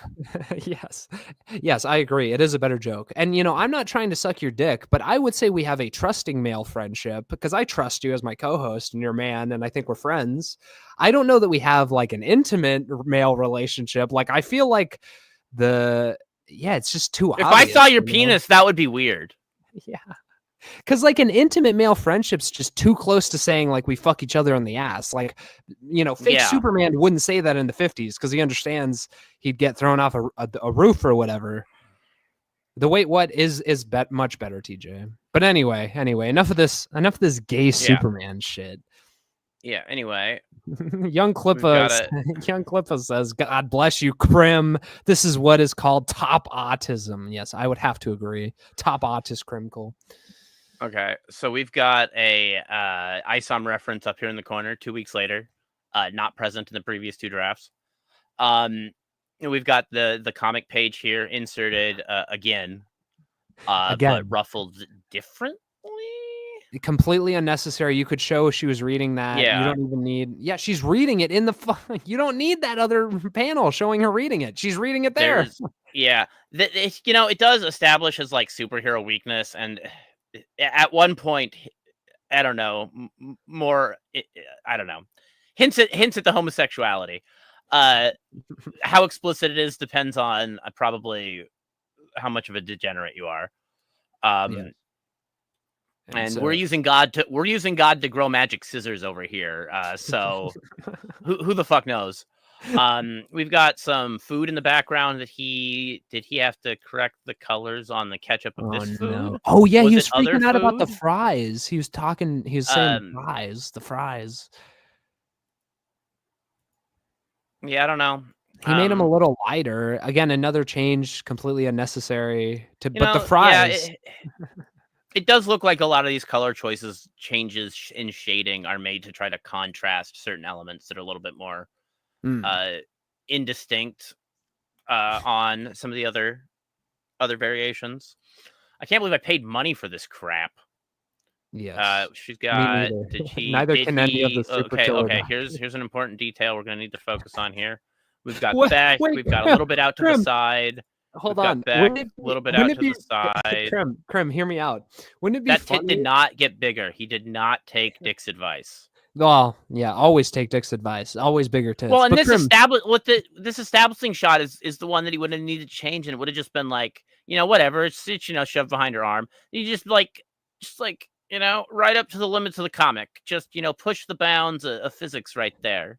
Maybe yes, undo this button. booby physics. But Krim, Yeah, wouldn't anyway. it be really funny if in this panel she's reading fucking SuperKiller and she's saying, "I can't believe I paid money for this crap." Can someone pretty get good on that? edit. Can one of our editors please can get on that? someone That would be so shove- fucking funny, dude. Shove the tentacle cover on there. Yeah. Anyway. Yeah, I can't believe I paid money for this crap. Golden Age Classics my ass. I should have known that jerk at the comic shop was just trying to unload some backstock. Not to mention, just a cheap reprint. Jeez. Hard to believe that Alien Doofus is still flying around after all these years. So this is establishing, along with the other shot, that the superhero exists in this universe as well as a comic book, which I suppose with SuperKiller being an interdimensional traveler, which I don't know if universe, it could be implied that this is some sort of, weird document drop to disguise it. But it is obviously a real comic. But that does mean that this is not, What? I mean, maybe it's canon? 2 weeks later. So this is okay. So this is also SuperKiller reading it, transitioning into her reading it 2 weeks after he reads it. Right. So he's been on the planet for 2 weeks at this point. The 2 weeks You're later right. is a reference to Eric July, but does serve a actually establishing framework of the time frame of how long he has been on the planet. So unlike Eric July's 2 weeks later, 2 weeks earlier, this does do like an establishing grounding for how long things have been happening, and that is a good transition. Using the comic book that they're both reading to transition to the other scene, that is something I would see in a cartoon. I don't know if it's something that I see in a comic book as often, but well, and it probably because he has then had to replicate the page 3 times. Yes. Well, and it creates kind of a connect 3 times in 3 pages. Yeah, I mean that's a total waste. And then you have it blown up. Anyway, yeah. Yes, but also I feel like it adds a little bit of world building and lore because it's like obviously Meteor Man's like a celebrity type figure in this universe. So yeah, and they're like passing around like a retro comic of him celebrating his like anniversary. That actually is got solid world building. He's 80 years old. That implies some sort of like implied like longevity. It was 75 years in the previous draft, and was 70 years. He added 5 years per draft. Yes. Well, he added 5 years to compensate for the amount of time it's taken him to get this shit out. He said, well, it would have been 75 if I dropped it in fucking, 3 years ago, but it's closer to 80 now. May as well round it off. Minor differences to the lines there that don't matter. The original line here, though, that's what I get for trusting the staff pics of a guy wearing a Make Hentai Great Again shirt. Why are they even reprinting this Golden Age trash? He's like, oh, it's an anniversary issue. Hard to believe that Alien Doofus is still an active superhero. You got a MAGA hentai joke for some reason. But here she already knows it's a cheap reprint. She's already informed on the topic. That probably does do better to inform her character. But Krim, I don't know if it's... TJ brings up a very important point. Can you zoom in on her hands there for me a little bit? What the fuck is going on? Which set of her man hands would you like me to zoom in on? Well, just these ones here. Is it supposed to be like her knuckles are in the dark, I guess, and that's why they're black and you can't see them? It looks fucked up. It looks like her fingers are like sliced diagonally, but I think it's just they're supposed to be curled. That just looks like shit to me. I don't know. You see what I'm saying, though, Krim? In the top one. Oh, top you one. see your hands 1, there? 2. Oh, Yeah, I don't know. Yeah, I feel like that's that just looks odd. fucked. But I'm a cum fart poop ass. I'm just a stupid cum fart poop ass. Yeah, it's all shaded there. Yeah, I do like the Make Hentai Great Again shirt. Let's see. Is he still shitting on Golden Age trash? Yep. Should have known the jerk at the comic shop was just trying to unload his back stock. Next time he tries to sell me a book that's not on my pull list, I'm going to tell him exactly where to shove it. That's like a good like comic book. Like obviously someone who like goes to the comic book shop has comic book subscriptions. A pull list is like the books that you buy that they grab out of their lot and order for you every week that you buy, month or whenever the fuck comics come out. I don't know. She drops that. It's just about him trying to unload the back stock. Cheap reprint, still flying around. I don't know if there's as much of an implied like. Well, she doesn't call him a fascist in this one. They call him an alien fascist in one of the other ones, which is just like. Well, like she knows it's a cheap reprint here, but like, does she know it's a cheap reprint because she's holding something in her hands that feels physically cheap? Like these other two feel like they establish more about her as a like nerdy like comic book. You're right. She's more of like a snob than this one does.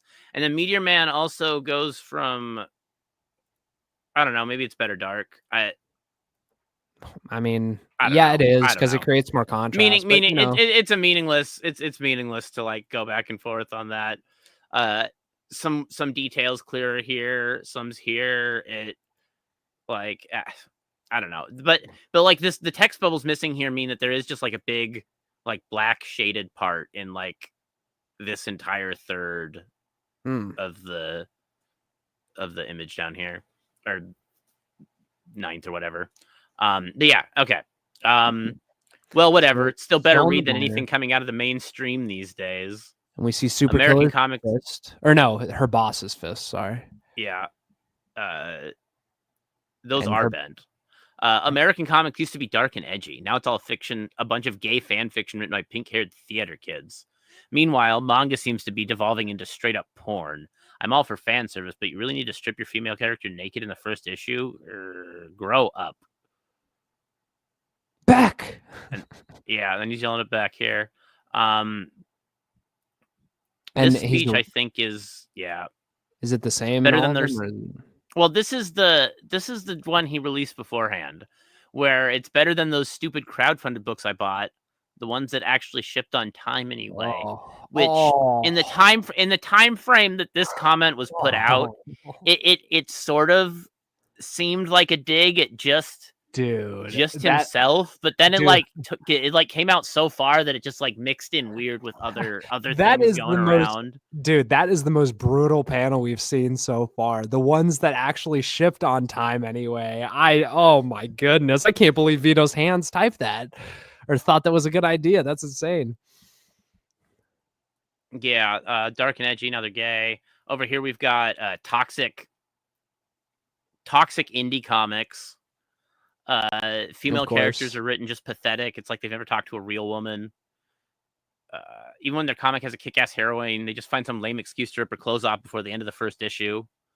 And he kind of hybrids the two of those into the final. It's just final like one so here. Disjointed. Also, like other people have said, and women don't talk like this. I don't know. It's just not. It doesn't come off. It comes off as Vito in a female body. I mean, it really does. This one does. Meanwhile, manga seems to be devolving into straight up porn. I feel like anime is getting more like puritanical and like weird, but maybe that's just anime. I don't know what manga's doing. I don't keep up with manga. Liam, I assume Vito's just like most perverted manga on earth, and then he hires the tentacle hentai artist guy, so he doesn't actually like know for sure what.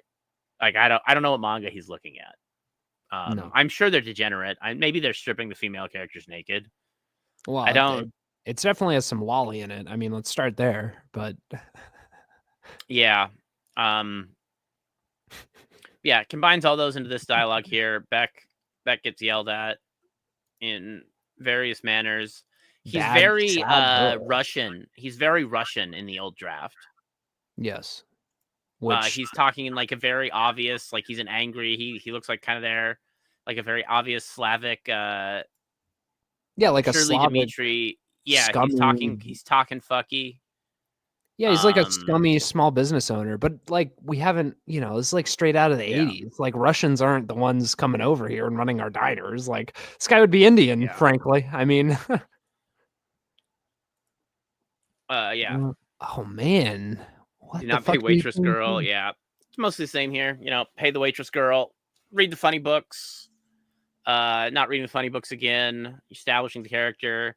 This waitress girl who Dimitri employs. I think this is the final panel. I think this is the one that Frog Tony was. Yes, well, and I agree, Krim. about. How do you feel about this? This like switching to like them being cutouts in front of an establishing drawing shot of the diner. Like, I feel like it's retarded and it just kind of clashes with everything else. But I don't know. How do you feel, Krim? Adding this like outline to them. I don't really feel like it does much to do an establishing shot. That outline does make sense for it to be flashed over something different than their like previous background. Well, like, they stay in the diner in this one, though. Is this the rough draft? Yeah. So okay. So in both of the previous ones, they stay inside the diner, which you wouldn't really. And then they're outside. It just doesn't. It's another one of those like animation. Well, it doesn't make sense as a solid single panel of animation.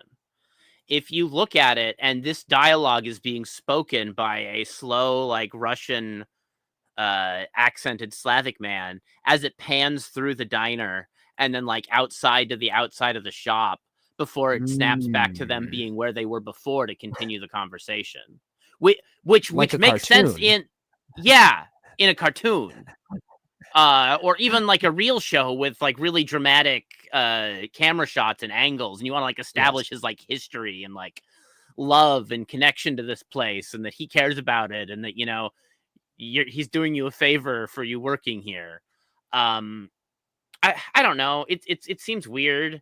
It kind of seems like maybe he just changed it because people gave him shit about it.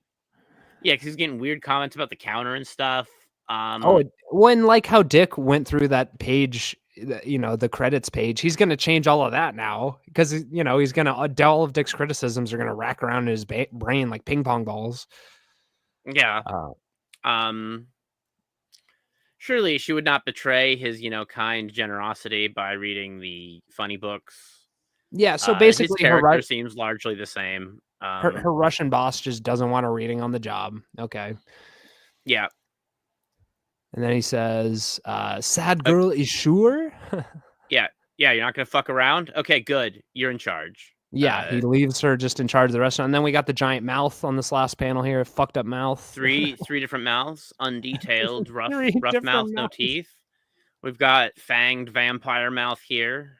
And then we've got open, large mouth here on the final. Or I guess what we're calling version 1. Version 1.0. SuperKiller 1.0. It's out of beta. She's got, and everything's inconsistent. Her boobs, her mouth, the framing. I mean, it's all just. I think that's just the shading. I think they are the same size. I was actually looking at that in this middle panel here. Wait, did her boobs get bigger? Did they change size? And it's just the shading makes them appear larger or smaller depending on the rough positioning of the panels there. So then we move on after her bean mouth, her Vito penis mouth. Yeah, her boss is off to the strip club. Of course, as one does. And dude, I don't even want to read all this because it's just the same shit over. It's just them arguing in the fucking diner. Like nothing is happening. Yeah, okay, let's see. This was one of the jokes that I actually did like. This almost like infomercial like. Yeah, it's not bad. Cutaway. But again, this is a like a style clash thing that in like a comic book or not. this is something in a cartoon show where you would like go hyper detailed in on his face or like remove detail from his face to make him look like shinier and pure and like more like he loves this device. And then you've got like the shining, like I don't know, like red lines and sun coming up out of the background. The guy's like totally wrong about how what? He's totally wrong about microwaves. No, there's the editor note down in the corner that is, I think, did he leave that in? Oh God, I hate this shit, dude. I thought this one was kind of funny in the sense that, but he lost the. Here we go. This one here hit the infomercial thing for me. The great note, you put the note here. It's almost like you're gonna go see something important, and then that's a gag. That's another sight gag. But even this like style change feels like another cartoon background change, zoom in style change. You've got like the spiral radial in the background. Well, also, he's pointing at the microwave like it's the most important thing in the entire world. You might even have the words glorious radiation oven come out in that font in the cartoon, not the rest of the dialogue, just like the glorious radiation oven over the top, like it's an ad. Yeah, I was gonna say this editor's note looks like that to me. But then the stylized bubble here in the final doesn't. It looks more normal, so it makes it feel less. I don't know. Well, and also I like on the glorious radiation oven, it's the Russian like acrylic language. I like that as a nice touch. And then he changes it to like a Jewish joke about Albert Einstein. Like, why? Legendary wizard Jew Albert Einstein invent glorious radiation oven for benefit of useless woman. It's just, it's bad, man. It's just such a bad change. No reason for it. Well, then there's like that doesn't sound right. Did he change her facial expression? He did. Oh my God. 3 times, I think. Well, okay, so he has the glorious radiation oven for benefit of useless woman. She doesn't think that's correct here. And she's like, what are you talking about, you moron? But he makes here she's just like, what the fuck? Yeah. And it looks I don't know. I like that one better. I when I originally read the draft, this was one of the moments that I was like actually like laughed physically out loud at. Yeah. I know it's dumb, but like I liked this. I liked the setup of it. I liked the structure of it. Like even the editor's box and like the shape over here lended to it. Maybe the kerning or the alignment doesn't need to be right justified, but like it well, I like this. You read this and you said, "Holy shit, is this a joke? It can't be. There haven't been any of these so far. A joke?" Well, I think I read this and I saw the same cartoon thing Vito did. I've noticed that a lot of people reading this have not wasted thousands of hours of their lives watching cartoons, but I have. And I do see some of the things Vito's talking about. There's one of the mouth panels we'll get to down here that I'll probably talk about because it's probably different too. But yeah, he's got this microwave joke. He changes it. Now it's just like a weird wizard Jew sexist thing. Joke. We're you know, I'm going to put the clip and ripper back on for a second. I'm going to go run to the bathroom and get more water. Okay. I will be right back. I don't know if you want to hijack stuff after that, but I'm going to just switch it over to this other demo scene. Yeah, I'm dying vamp. and I need to get some water. Okay. I'll vamp until you get back. Oh, I'll just. Okay. He just left, folks. Crimcole has died. Very sad. He needs some water to he's like a plant, folks. He will wilt and die if he doesn't get the right nutrients. But I agree, Travis. We will keep it moving, and we have gone down. And unfortunately, I do not have the ability to scroll on this. I agree, make it rain. The microwave joke was better. But we've scrolled down here a little bit, and we have his boss saying, "Though sad girl may not be pretty enough to work dancer's pole." Weird fucking just stripper reference. She may still provide benefits to man by mastering art of microwave cookery. Simply nuke delicious food product to provide to customers. Also, please try to sell off remainder of last week's chowder. I fear the clams have begun to turn the pale green color of death.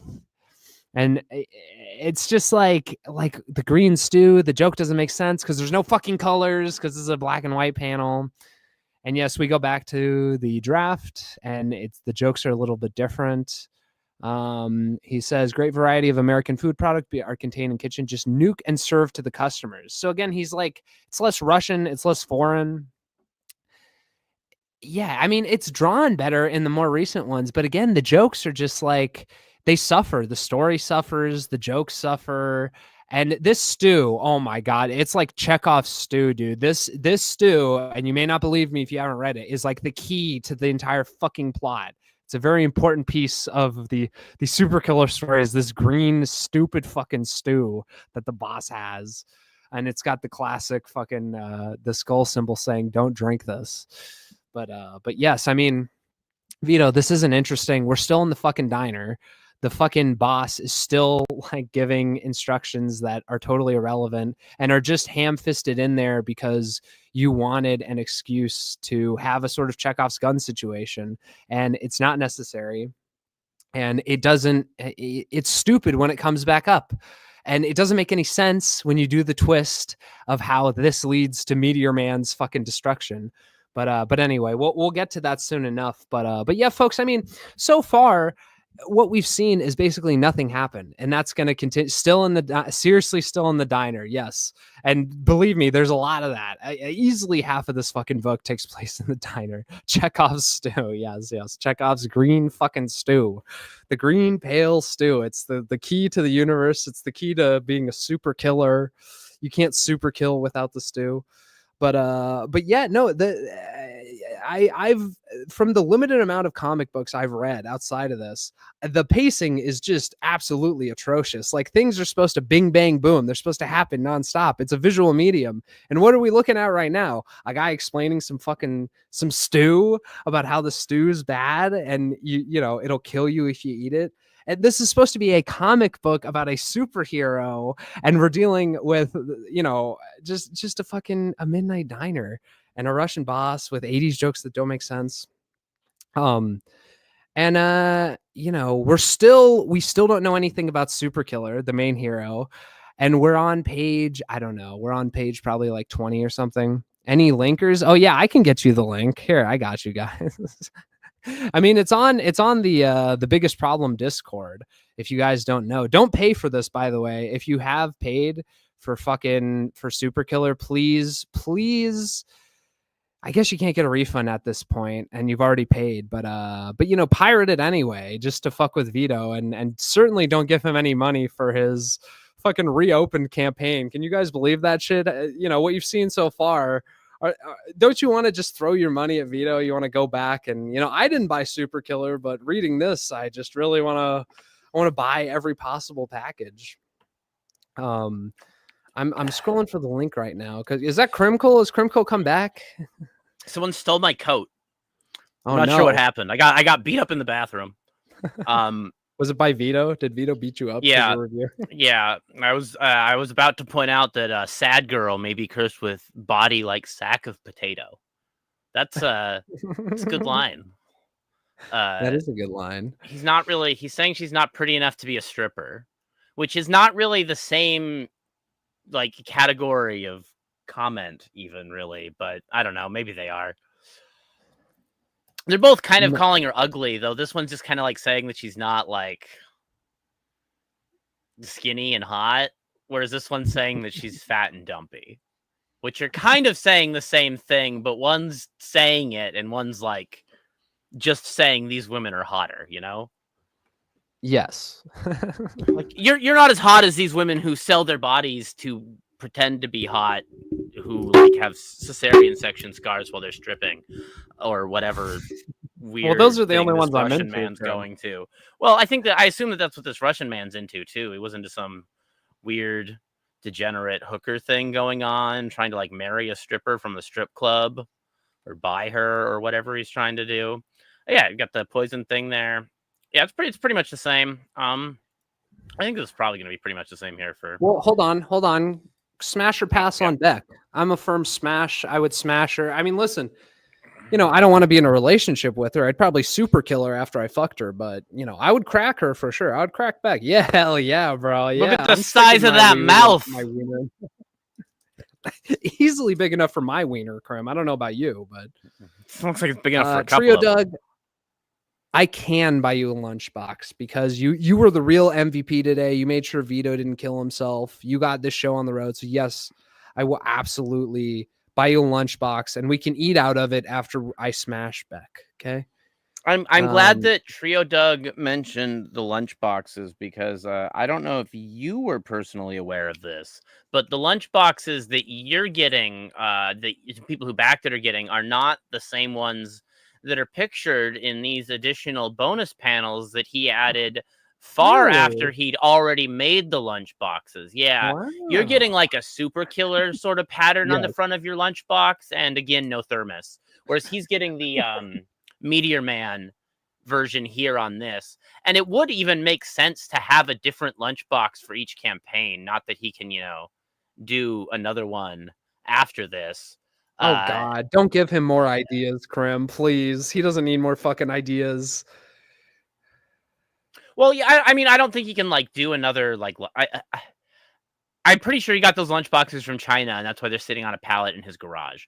I don't think that is an option moving forward, unless some sort garage, of you say, Chinese cheap retro lunchbox maker starts doing stuff domestically at a price that isn't just totally pointless. Yeah. Which Vito would go with anyway, because he likes, doesn't matter how expensive it is, he likes he needs to consume. Buy my SuperKiller pogs. Anyway, so his boss, Krim, Beck's boss, who I'm gonna fuck, is getting ready and going to the strip club and leaves her in charge of the restaurant, right? Is this slam onomatopoeia? Did that change? Can you show me real quick? Oh yeah, that's important. That's important. We should check there. It looks like it did. Oh, only a little bit. He did always have it noted down as him wanting to have it distinct, though, even in this earlier draft. He's got it expanded out a bit here, and then I think he moves it fully onto the panel here. You really wanted to. But no, you can see that it's like below the text here.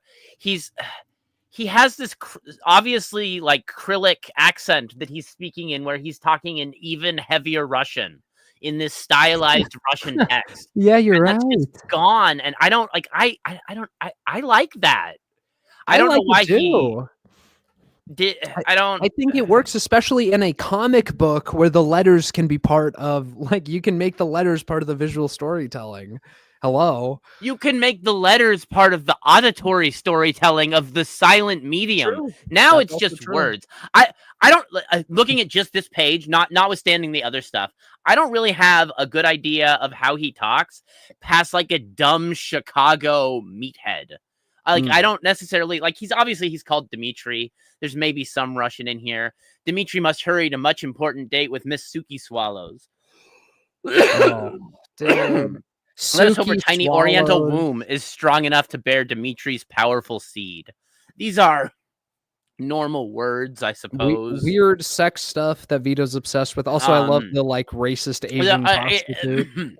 The seed was not mentioned until after Aaron Emholt ate Nick Rackett's seed. So we can tell that definitely influenced his thought process. And we know that Vito hates semen. So Vito would not have added semen unless he was exposed to semen elsewhere. So the mimetic origin of the semen, this is Nick Rackett's semen that we're reading on screen right now is what I'm saying. Oh God. Don't let Aaron Emholt get a copy of this. He's going to start licking the page. Oh my goodness, dude. Or licking his screen, I guess, since it's only digital. Trio Doug says Suki Swallows better have a rice hat in the physical release, and yeah, those buck teeth too. Yeah, so you can stick your dick between them. I think that'd be fitting. But anyway, so you still do get a Russian idea here. I just think that I've met foreigners. I've had friends who were had very foreign dads, like a Punjabi dad who would speak English sometimes, but mostly would speak in Punjabi. And Punjabi sounds about as rough as German as far as languages go. But he would fall into a thicker accent sometimes. And it's a thing that you see with first generation immigrants a lot who probably learned English, not necessarily parallel to their native language, but pretty close to when they were a child. Yes. And like they speak English, they like understand English as well as anybody who he wasn't over on an H-1B visa, so I don't know. Wink, At any wink. rate, Yeah. they do this. They drop into these like foreign accents here, and I think this is like I think some characterization is lost. Just going back to like a more normal, Absolutely. It easier hurts to read everything about the book. typeface. It hurts the characterization. It hurts the visual style. It hurts the comedy. It hurts everything. The world building. Yeah, it's just Giswaldi's Law. He had to step on that rake. He saw it. He had It to. is cleaner. It is easier to like read. Who gives a fuck? It would lead to less like questions being asked. But we also have the text bubbles going from him screaming outside the door back inside to it being said as he's leaving when he's Yes. still here, and then slamming the door You're after. right. Which is a minor difference, but again, it's a thing that he They add up. consciously went through and changed. Yes. And they add up. They eventually, as we see, as you're showing perfectly, it seriously changes the final product. Because some of these, some of the draft looks unrecognizable to the final 1.0 Super. Yeah, and like this guy's not super important except to establish Beck's life as like a minimum wage diner girl with kind of a shitty boss. I don't think he comes back again. Maybe towards the end where the world ends, we've got a picture of him to like wrap up the arc, but I don't think we see him. Well, sorry, I was going to say, I think we know more about Dimitri, and maybe this is true even after we're finished reading it, than fucking any other character. SuperKiller, Beck, Medallion Man, or whatever the fuck, Millennium Man. We know more about her fucking boss as a character. Yeah, we know about the implication of a gay relationship of Meteor Man based on a 1950s reprint comic that it... not 1950s. If this is modern era and that's 70, 75, 80 years old, we've got minus 25 off the 75, puts you at 1950s. Is that exactly 1950s in the 75-year-old one? It's the mid 40s, whatever. 40s, 50s. People hated gay people. Yeah, okay. Yeah. The anti-gay era that I'm probably getting back now for some reason. Anyway, so whatever. Yeah. So what do we have next, Crim Cole? Where does this wonderful story go? Close up of my girlfriend's face. She says, she's so sweetie, you're so cute. And then she says, God, what a jerk. Maybe if I'm lucky, he'll actually bang one of those filthy whores. And not very ladylike language here. He'll bang one of those filthy whores and contract some fatal strain of super AIDS. Then I guess then I'd be out of a job. And then she says she's picking up her Meteor Man comic off the floor, and she says, sigh, but maybe he's right. Push, push. She's brushing it off. That's not really a push sound, but anyway. She says, why am I still reading these stupid things? And that's an okay characterization, but I will say, like, the backgrounds are fucked here. I don't like just the gray background and push, and her fingers fucked up again. Why is her pinky like that? Anyway, what's your analysis, Krim? It feels like it's obviously about to transition into something, but like Vito. I don't know. Is the Super AIDS here the whole time? Is this what did we got? Some filthy strain of Super AIDS. We still got the Super AIDS. Can't get rid of those fuckers. Super AIDS still there in version 2. Hold on. OG version, do we have Deadly Asian STD? No way. He changed Deadly Asian STD to Super AIDS. Are you for fucking real right now, dude? It's this is better, right? Wait, Krim. So he's okay calling. I bet he's gonna get some deadly Asian STD from that stupid Asian whore. This makes more sense to me than the other line. But let's not forget, he didn't change her name, which stayed as Sucky Swallows. That was fine. But saying an Asian STD, well, that's beyond the pale. What the fuck, Vito? What are we? Either be racist or don't. Maybe he realizes there aren't really any Asian STDs except for like COVID or whatever. Yeah, COVID. Yeah. Yeah, well, they pee in your Coke. Maybe that's what he was referencing. He doesn't want well, she's like Persian, isn't she, Beck? It's based off his like Persian dead friend that he's clearly in love with. Probably. I don't actually know a whole lot about her. I haven't really I don't know. I don't care. Yeah. Honestly, what she's doing, but I do care how she died. That's I'm curious about that now. Well, we have the grave digging jester looking into that. We'll get to the bottom of that. So when she was a young boy, her father took her into the city to see a marching band. Wait. Krim, go up. Hold on. Go up. Yeah. Go up a little bit. You see when he's getting punched? Why are those stars of David? Is that an Israel reference? Subtle Jewish? We know how Vito feels about them. He likes them. So I don't know. I think that might be a shout out to the Jews, Krim. I don't know. Anyway. Although he made it black. This hero is knocking the Jew out of the villain. That's funny. I like that he did make the stars black though. But anyway. So she's saying when I was a kid and we have knockoff Catwoman or whatever beating the Judaism out of a villain. He's like a Batman. This looks like a bank robber or something with the ski mask on. So, it's the same thing. Generic bad guy. Generic Jewish bad guy. And then, so she says, when I was a kid and she watches them beat up, my dream was to be a superhero. A young Beck on the playground. Everyone told me I was crazy. I didn't care. What wanted to be versus the only thing I wanted was to be a superhero. The only thing I wanted was to be a superhero. And then my dream was to be a superhero, which is like it does take up less of the box. It does look like he's bro. Well, if you look at these other two, like it's obscuring the bottom half there, so you kind of can't see the picture. Maybe I don't know if it matters. She's in a t-shirt. Here it's obscuring part of her head. Here he shortened it, and it shows more of the art. That's and we all want to see more of that. Well, he's got a full panel piece. He's probably not trying to take it up with the text boxes. Who knows? Yeah. They're not a full, but yeah. Zebra mouth, TJ says. LOL. That's funny. They do have zebra mouths. So she says, everyone told me I was crazy, but I didn't care. I thought that if I just wanted it badly enough, my destiny would eventually find me. This is Vito. This is a self-insert about Vito Giswaldi, by the way. This is how he feels about himself. Yeah, all you gotta do is believe, I guess, and then and then you can save the world. It's funny that you say this is Vito Giswaldi because that line didn't change at all. Interesting. Oh no, wait, here we go. If I was just hoping for it, it did change a little. Okay. If I just kept hoping for it, destiny would find me.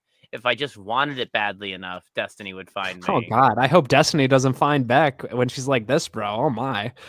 Destiny would have a field day with Beck. The N stands for Cade the Toad is asking what the N stands for. It stands for nigga, if you didn't know that.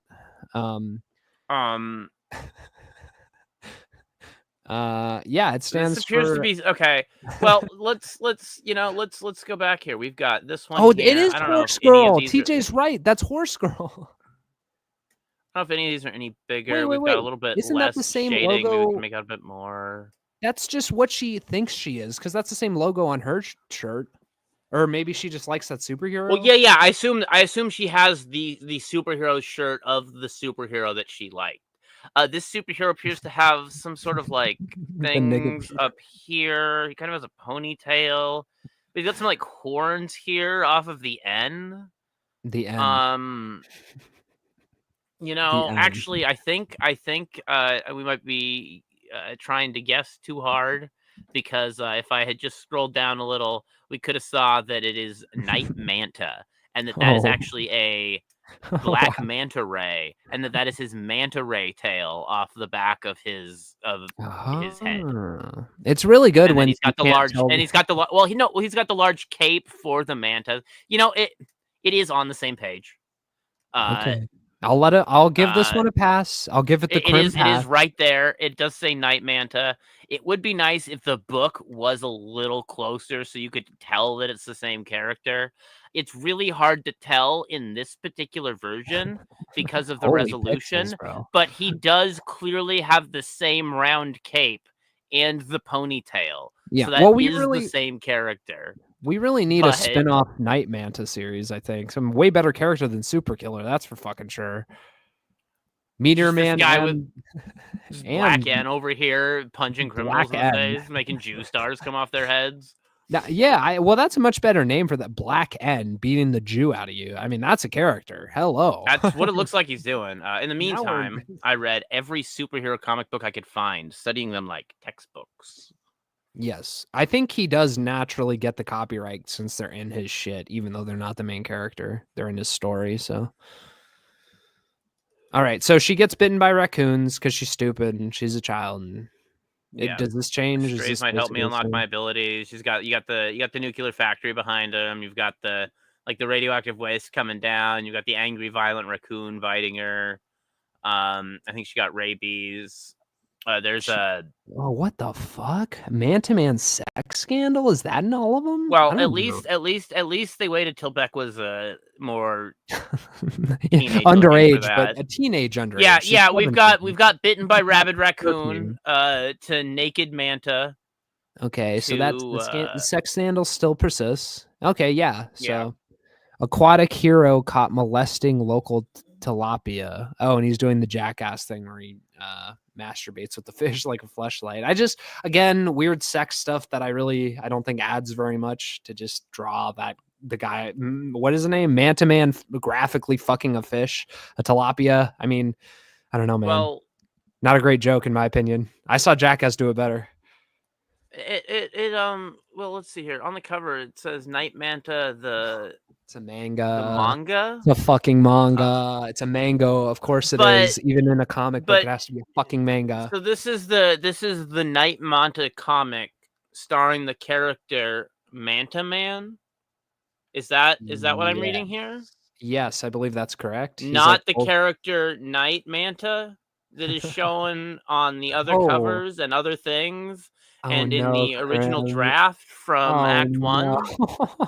Oh no, dude. He changed it to Man to Man. Vito. Why? Why? Man to Man from what was the other one?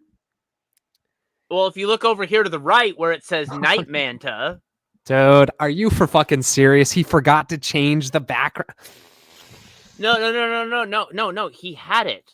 I know, but then when and he at some switched point, it on the TV, he didn't switch it over here, yeah. which is like totally insane. That's like a Well, huge. it looks like didn't he say he had to redo some graphics or something? Dude, Because this looks like something that he like almost designed here. We've got like a Chiron down at the bottom. Children around the world feel betrayed by mass superhero. No comment from the It's the wrong guy. subaquatic Cape Vigilante. Yeah. Aquatic hero caught molesting tilapia. That joke's maintained. Dude, Night Manta to Manta Man is like, Yeah. and it's forgetting also to change the background. I really can't get over that, dude. Well, and that happened turning it into the Vito News Network. Yes, VNN. Yeah. Oh, I didn't even see that. Yo, yeah, it's from VNN. Wow, it's from the Victory News Network. Okay, so that makes sense that the name is wrong because it's a fake report. This is obviously a total joke. Vito in this universe is trying to ruin this fucking brave superhero's name, saying that he's having sex with fucking fish when he knows it's not fucking real, and he gets the guy's name fucking wrong when he does it. Classic Vito. Classic Vito. Another win for the Classic Vito. Another classic win for Classic Vito. Young Klippa chimes in. He says, excellent coverage. Thank you, Young Klippa. Appreciate it. He says, another win for the Vito. Now you get credit when he changes Man to Man. And Sean, we are stealing Man to Man since his character is obviously Night Manta. Yeah, you fucked up, Vito. Yeah. Man to Man. What are you talking about? That's just an error, right? That's not a real character. That's so crazy that he forgot to change it. Anyway, you've got to grow up. You have to grow up and face reality. That is better English, but this sounds like more human speech. Yes. I don't. You have, I mean, I don't know. That's like pretty marginal. It's a conjunction.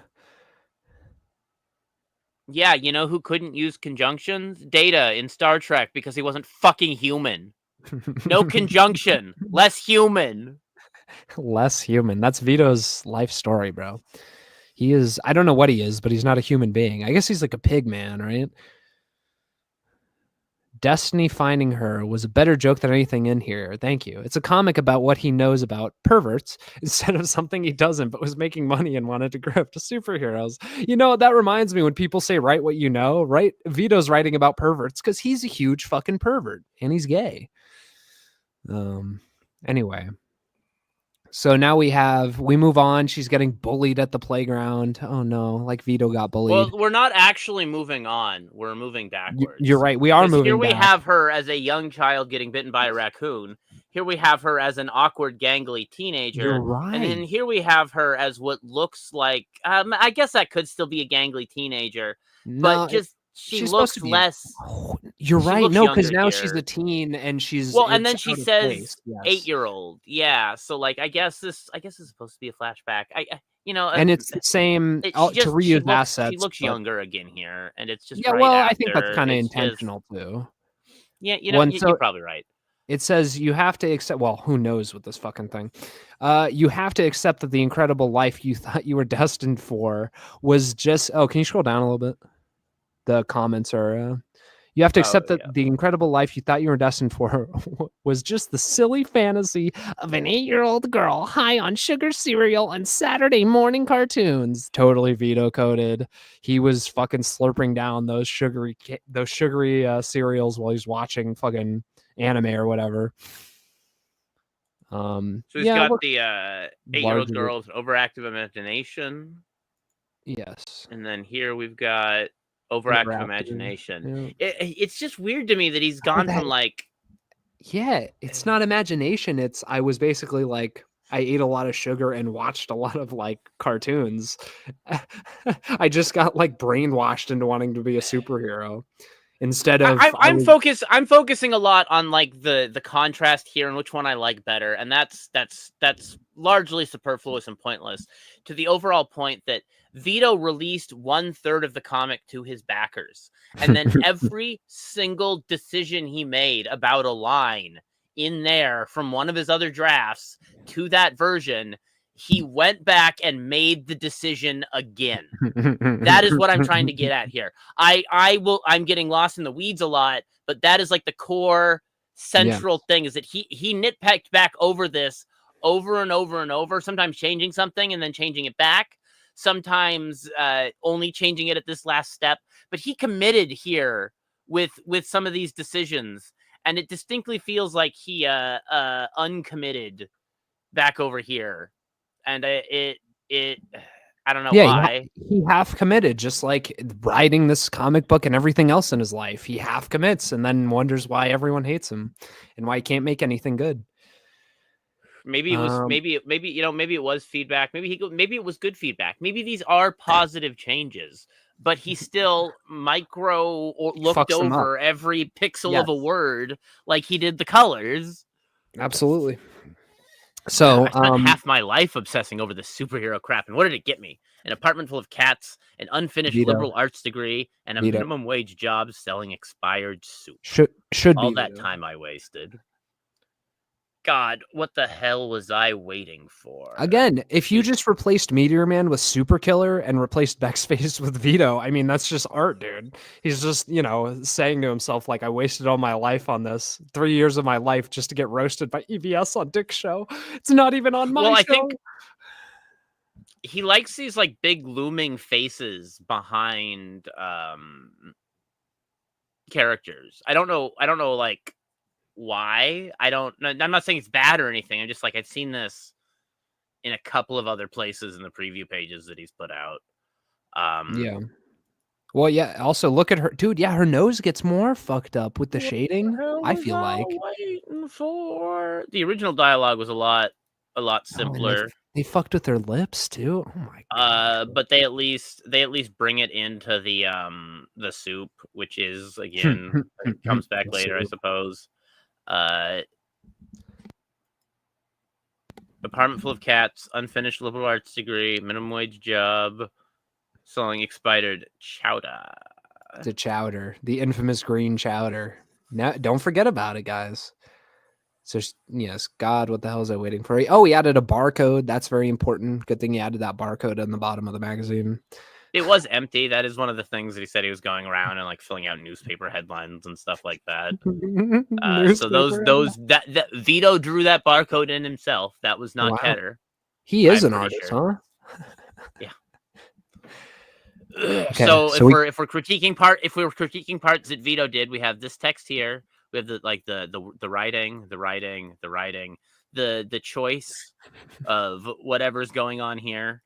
And then this was Vito. I don't know if anyone would have a problem with this, but if you do, that's Vito's part of the Krim. Zoom back in on that barcode right now.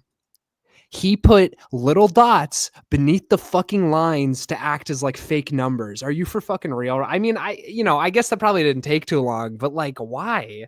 He sat there. I did see that. You kind of notice it at certain zoom ins. It does kind of look like there's a little bit of writing underneath. If you go in entirely, it looks like gibberish. But yeah, zoomed out at well, and 100%, you can see it. Yeah. TJ is right. He's saying we didn't need all the Dimitri stuff. Like, yeah, if you started on this panel of SuperKiller busting in and maybe a little bit before to establish Meteor Man, I mean, this is basically where the comics should have started. Absolutely. Around here. So much of this. Dimitri does get a lot of pages for for the main character. Yeah. For what? Look, they're bringing the. I know the soup thing comes back around at the end. Some gags and some elements missing from the end of the draft comic that both you and I read had characters in them that didn't look like anything to us. With notes to Ketter, those could have been like, hey, put Dimitri here and put him with his like Asian stripper bitch. So we might get to see Dimitri like mid-coitus in the middle of the street with his like AIDS-ridden whore or something. We don't know yet. We haven't seen those pages. But like it could be that the Dimitri thing is brought full circle. And even if he isn't that important, that it is at least like wrapped up at the end. And brought back as a visual element to tie it back together, like you would at the end of a cartoon. Yes, and this is a cartoon, not a comic book. Very important to always keep that in mind. And Koof brings up a good point here. He says, I think Dimitri is supposed to be Papa Gesualdi. And, the more I think about that, the more, because, his dad worked with him in that Domino's and was his boss. And his dad's like Italian, kind of foreign, like a Russian. So there's definitely something there. Why are you reading the funny books? Also, they say he's a dick insert. Well, you're making pasta, not be reading the funny books. This Pokemon, what's up with this, huh? Oh, you need to make the pizza pie, not the Pokemon. Also, yes, Dimitri is probably a dick insert too, because Dick is Vito's surrogate father, as we all know. But yes, so we keep going now. SuperKiller's finally showed up to the fucking diner. And what page is this, Krim? What page are we on right now? Hello, Dimitri's. Welcome to Dimitri's. How many in your party? Just me. Clap. Here's another place that he definitely could have used an onomatopoeia. That looks, in my opinion, I don't know if that's the intent. I like the zoomed in, but it looks like he's about. I don't know. It looks like he's about to fall over. Yes, it does. But maybe he doesn't fall over. I guess he doesn't. I guess he's still conscious. It's just that's obviously the commercial, the commercial break for the first whatever we got here. This is two 32-page comics. That means it's two 30-minute episodes. This is an hour pilot. This is at the half. We're at the half of the pilot. We're 12 minutes in. It's just me. We meet the hero. The last time we saw our intrepid hero, he was on a bench that didn't exist when he was originally written into this scene, for better or for worse. we've got a jukebox and a black car. Nothing really of note, though. He did draw that jukebox. It's obviously, I don't know if he he's not like taking out like a ruler and drawing that jukebox. I think he may have drawn over a jukebox or been staring directly at a 3D one while he copied it. He absolutely now the front, the designs and stuff here, maybe he did up on his own. But the shapes here of the stuff, the car, he obviously drew them, but I don't know if Vito drew them. Ketter obviously drew them. Yeah. It just, they are. Oh, dude, wait, look at his fucking hand, dude. His hand's super fucked up. His fucking knuckles are blending into each other on the door there. What the fuck? What is up with hands in this fucking thing, man? The main reason I pointed out is that these background objects here aren't as compelling to look at as some of the foreground elements, which isn't necessarily a bad thing, but this looks a lot like a weird screen door that I don't know why we're was he's seeing also the weird quad lock. I don't know, but I don't think the other versions had all this blood on the ground. He's about to die. I mean, he's lost a shitload of blood. So well, okay, it's just not colored, but it's there. But yeah, he's about to pass out. Absolutely. I mean, that's it was pissed. It was pissed before. So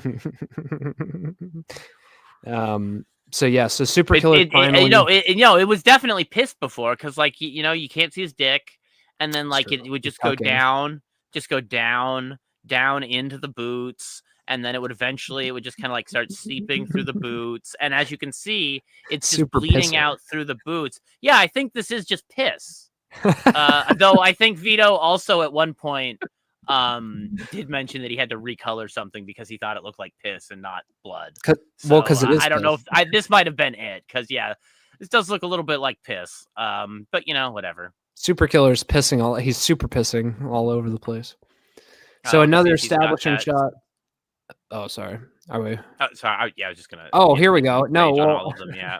This sign, he's changed the joke on this sign a bunch of times from private orgy in progress. I don't know if he's changed it on here, but I know he has changed it a bunch. Yeah, okay, he's just changed the font, but it's private orgy in progress. I don't know, mid joke, stupid. Lube deliveries, please use backdoor. Okay. It should say lube deliveries in rear. Yes, that's a much better joke. You're right. For a guy obsessed with anal sex, you would think he'd be better at anal sex jokes, Crum. He's not doing his anal sex right. He's playing weird mind games with himself to tell him that all anal sex he has is straight. When I'm not going to make a statement on whether having sex with a trans woman is gay or straight or not, but you can tell from the way Vito talks about it and the hang-ups he has on his head that he's I'm having sex with a biological man, but it's straight because it's the penis is identifying as a woman. And I don't know that the trans women that Vito is sleeping with are feminine in the traditional under 125 pound sense. No. Well, Krim, I'll make a statement about that. It is gay. Vito's very gay, and he wants to just be a gay little fairy boy, but he just can't because of his daddy issues. It's also gay to sleep with fat women. That's more gay than fucking a femboy twink for sure. I mean, oh my goodness. Obviously, I don't know if a lot of people understand that, but if the femboy twink is under 125 pounds, they are more of a woman than anyone, regardless of any factor other about their life, at 300 pounds. Because no one at 300 pounds is anything. Let's say for women, even above 200, huh? I know the cutoff for women is 125. Oh, I'm just saying at 300 you're nothing. You're not a man, or you're just a lump of flesh at that point. You're not you don't. The differentiation doesn't matter. Yeah. So there's no point of you having a gender. You like lost it. It was absorbed into the fold. Yes, absorbed into the fold. Yes, it's like losing something in the couch. It's just gone. Yeah, and it's yeah. you So know we've maybe got. keep going. Sorry, Yeah, keep going. Yeah, I was gonna say. Sorry. We've got okay. Let's see here. We got the orgy in progress. We got one Royale with cheese, one strawberry cake, extra whipped cream. Just Reddit. I bet this is one of the Reddit. It's just Reddit shit. Well, it's just like pop culture references. It's like Rick and Morty. Well, this is where the colors probably had to be redone. Whatever. We've got Irish clam chowder. He called it something. Right? Oh no, Dublin vibrant green. Dublin. What? Why does that matter? Dublin is the capital of Ireland. Well, and it goes from Irish people to Emerald Isle, and not the presence of a deadly neurotoxin. That's to the enduring spirit. Yeah, no, that's just too on the nose. That doesn't work as a fucking joke, Vito. How's it? Don't normally work the kitchen. It's actually pretty good. Master Chef Rebecca Rashidi. Is that her name? Rebecca Rashidi. Is that someone? Is that a real person? Am I saying? I don't know. Am I saying that right? Whatever. That's why I'm saying it with such hesitation. I'm not trying to think about the person. Fuck Rebecca Rashidi. Yeah, I guess she's like. I guess you're right. Persian. Yeah. You nailed it. The racism prevails even in. I'm a professional racist, Grim. I pride myself in my accuracy. Yeah. It hurts more. Call her an Arab. That would hurt her a lot. Anyway, so yes, she's. I'm a mere academic racist. You professionals are really taking it to another level. Oh yeah. Beck is just short for Rebecca Rashidi. Sector. Okay. Oh yeah, that makes sense. She does not say her name there, but that is a good time to introduce it, given that it hasn't been. Might as well toss it in as a throwaway line. It's good usage. We've got the Wump onomatopoeia there. He does look dead. I thought for a second that it was backwards because the manga-esque art keeps making my brain want to start on the right. And also I was reading Dragon Ball Super, so my brain keeps starting on the right. Nerd. But yeah. Blah, blah. God damn, they're still in the fucking diner, dude. Like, I knew that already, and it's still just like every time. Like, holy fuck. Oh, okay. So that picture... Oh, this part's done now. Okay. So... Tell the story with that, Crib. Well, in the earlier renditions, which I will have to pull up because I just accidentally closed that page. There we go. He said that you could get your face here inserted into the comic book. And you could pay, I think it was on one of the tiers. Maybe it was read the end of July campaign update to learn how to enter. Maybe it was a sweepstakes. Maybe it was some other thing. And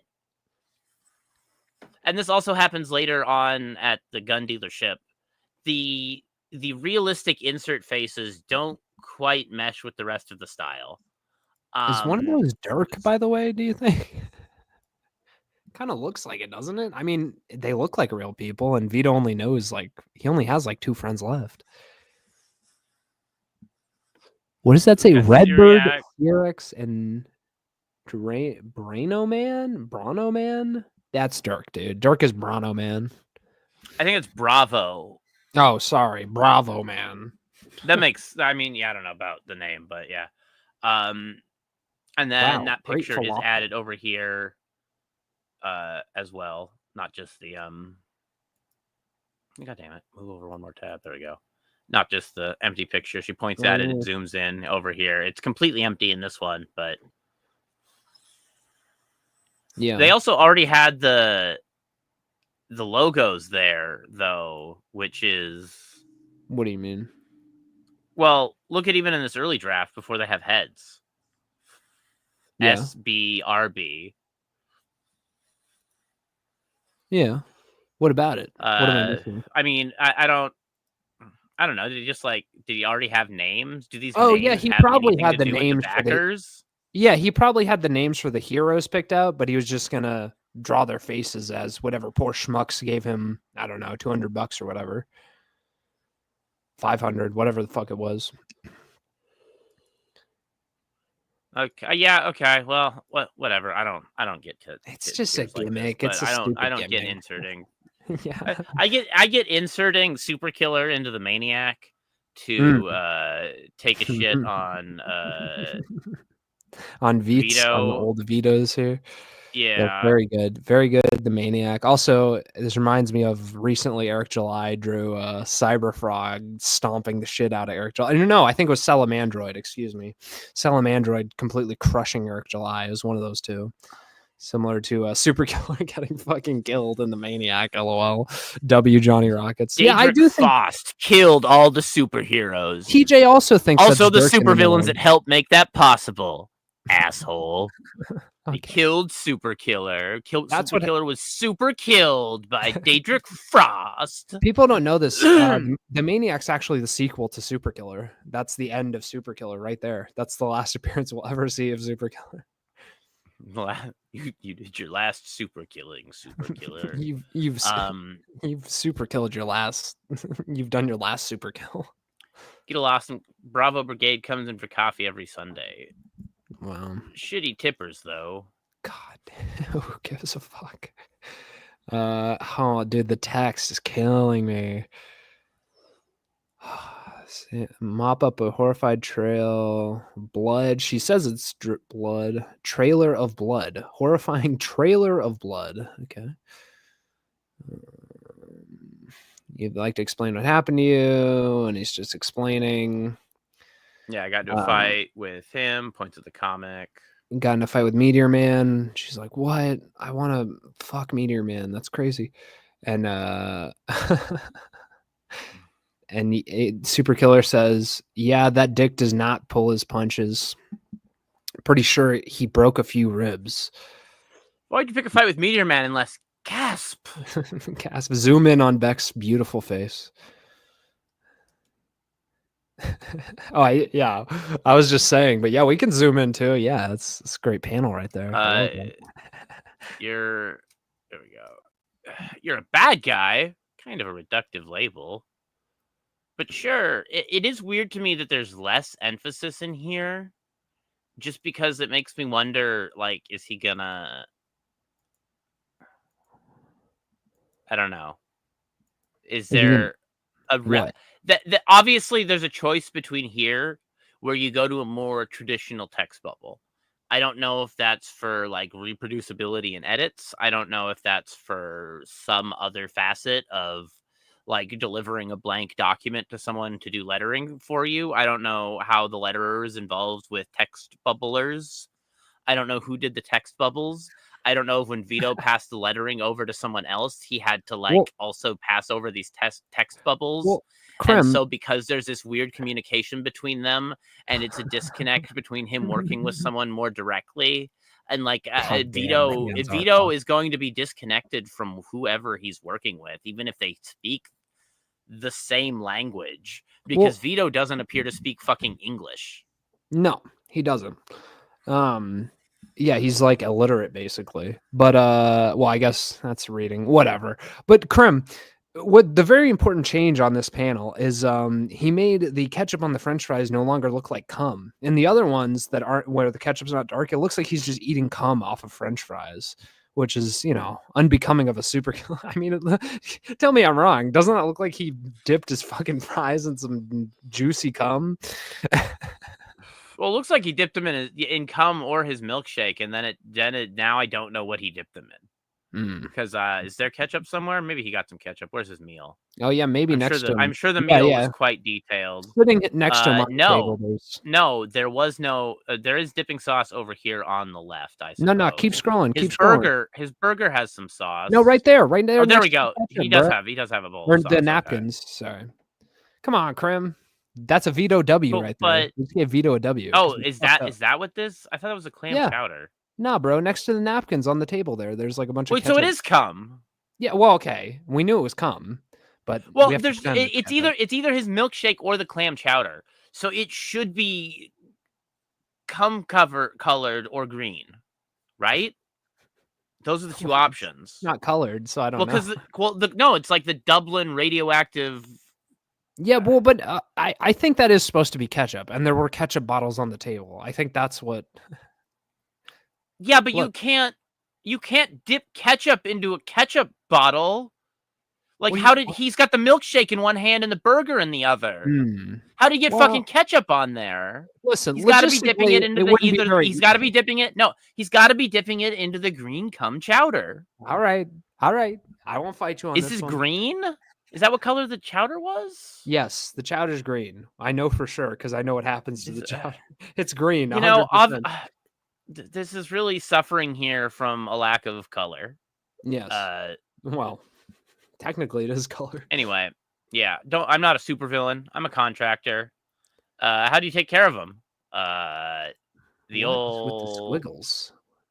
What- it's Is that a well, common? he's making Oh, Well, he's like the making a gun squiggles in the shape, and I think background. this Sorry. this stuff, like No, the no. laser squiggles. If you look at Beck in one of the panels, she's got a bunch of like weird squiggle. Yeah. The fuck is up with that McDonald's squiggles I behind think her? that's supposed to be the like retro diner background or something like falling behind her in a sort of like Doug Funny Rugrats moving image sort of background. I guess it's where they, cartoony like, for wiggle sure. around. Yeah. I'm not Also- sure what the place is. Well, because there's not the like the transitions here. I feel like I'm watching every I don't know how many panels are here. 6. Yeah. I feel like I'm watching every 10 seconds of a cartoon. Oh yeah. No, it's just a drawn cartoon. You know what I mean when I'm trying to say that. Not animated. Well, yeah, and like I don't think I don't and like and he is right. I don't think he's tried to write this like a cartoon.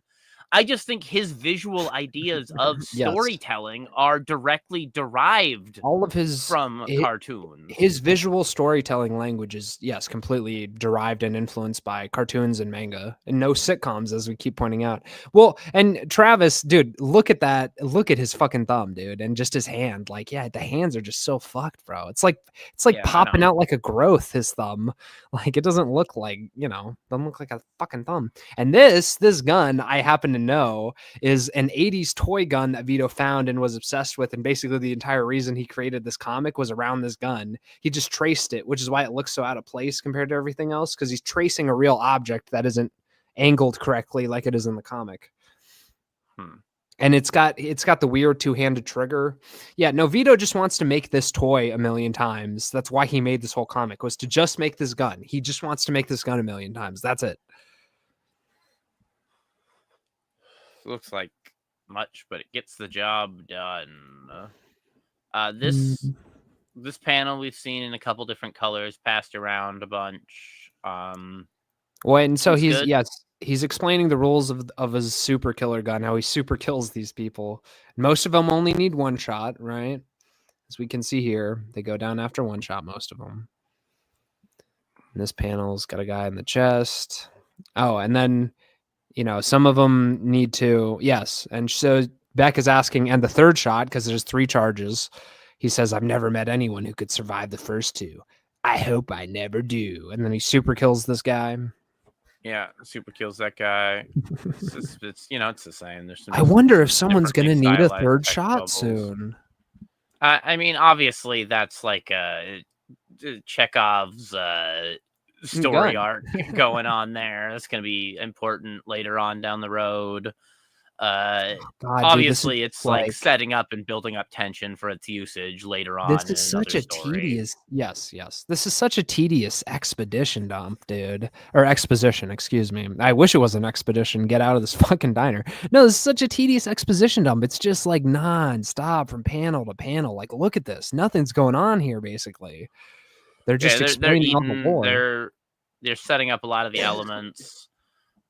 He's kind of just directly explaining it to her. Now, having the like person who doesn't know is a common way to use exposition and to tell it out, but it's not, I don't know. It's there's a lot. And it isn't very like it's kind of broken up, but this is also like just like a guy. Yeah. Like, No so I guess he's backstory. got a healing. I guess he's got a healing factor, and that's why he was still alive after that first shot. Well, also, I mean, these are like good guys. Like SuperKiller is just killing like good guys, basically. He's a bad guy. I mean, I know it's like necessary in the rules of the universe or whatever, but he's like just a sociopathic murderer, basically. Yeah. Okay, so yeah, she says you're supposed to be some superior assassin, but you don't have any cool powers or gadgets, and you just get to shoot people to death. And she takes the gun and says, sounds lame. And then Superkiller says, geez, lady, you make it sound so easy. And she goes on, he gets his gun back. I'll have you know that shooting superheroes is a bit more complicated than refilling sodas. Got her ass. Got her. And then, we keep going. Is there any, can you show me the other panels? Is there any real differences between this and? I don't, let's see here. We've got Superkiller over here. They seem about the same. Yeah, that's about it. Doesn't look like there's any like real redraws. Nah. It looks like we've just got some shifted around, not even like positioning. It's just like the picture's just like bigger or smaller or whatever we got going on there. This next one looks a little bit different with the. Don't forget, most of these guys are seasoned crime fighters. They've been dodging bullets their entire lives. Not to mention how many of them have powers like invisibility or super speed. You try landing a clear shot on a guy who can break the frickin' sound barrier. No cursing. Odd decision. Oh, this is pretty different. Oh, no, it's just broken up differently. Yeah, getting these guys as close to 0 instead of they move pretty freaking fast. Animal camouflage. Or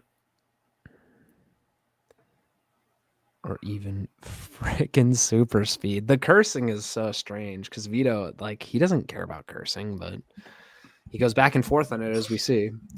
And then Superkiller says, if you want to shoot a superhero, you can't just storm into their secret hideout and start blasting. You need planning. You need precision. Most importantly, you need hostages. And then Beck goes, you need what? She's freaking out. And then we do have a broken text bubble in the final one here, which they're used a lot less in. So I like that. I think she's really exclaiming that. I do too. I like it helps emphasize the like, I don't know, the exasperated nature of speech. Her expression. Yeah.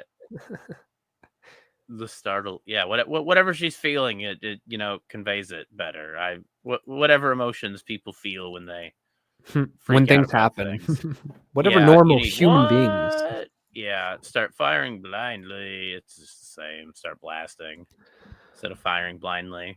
Yeah.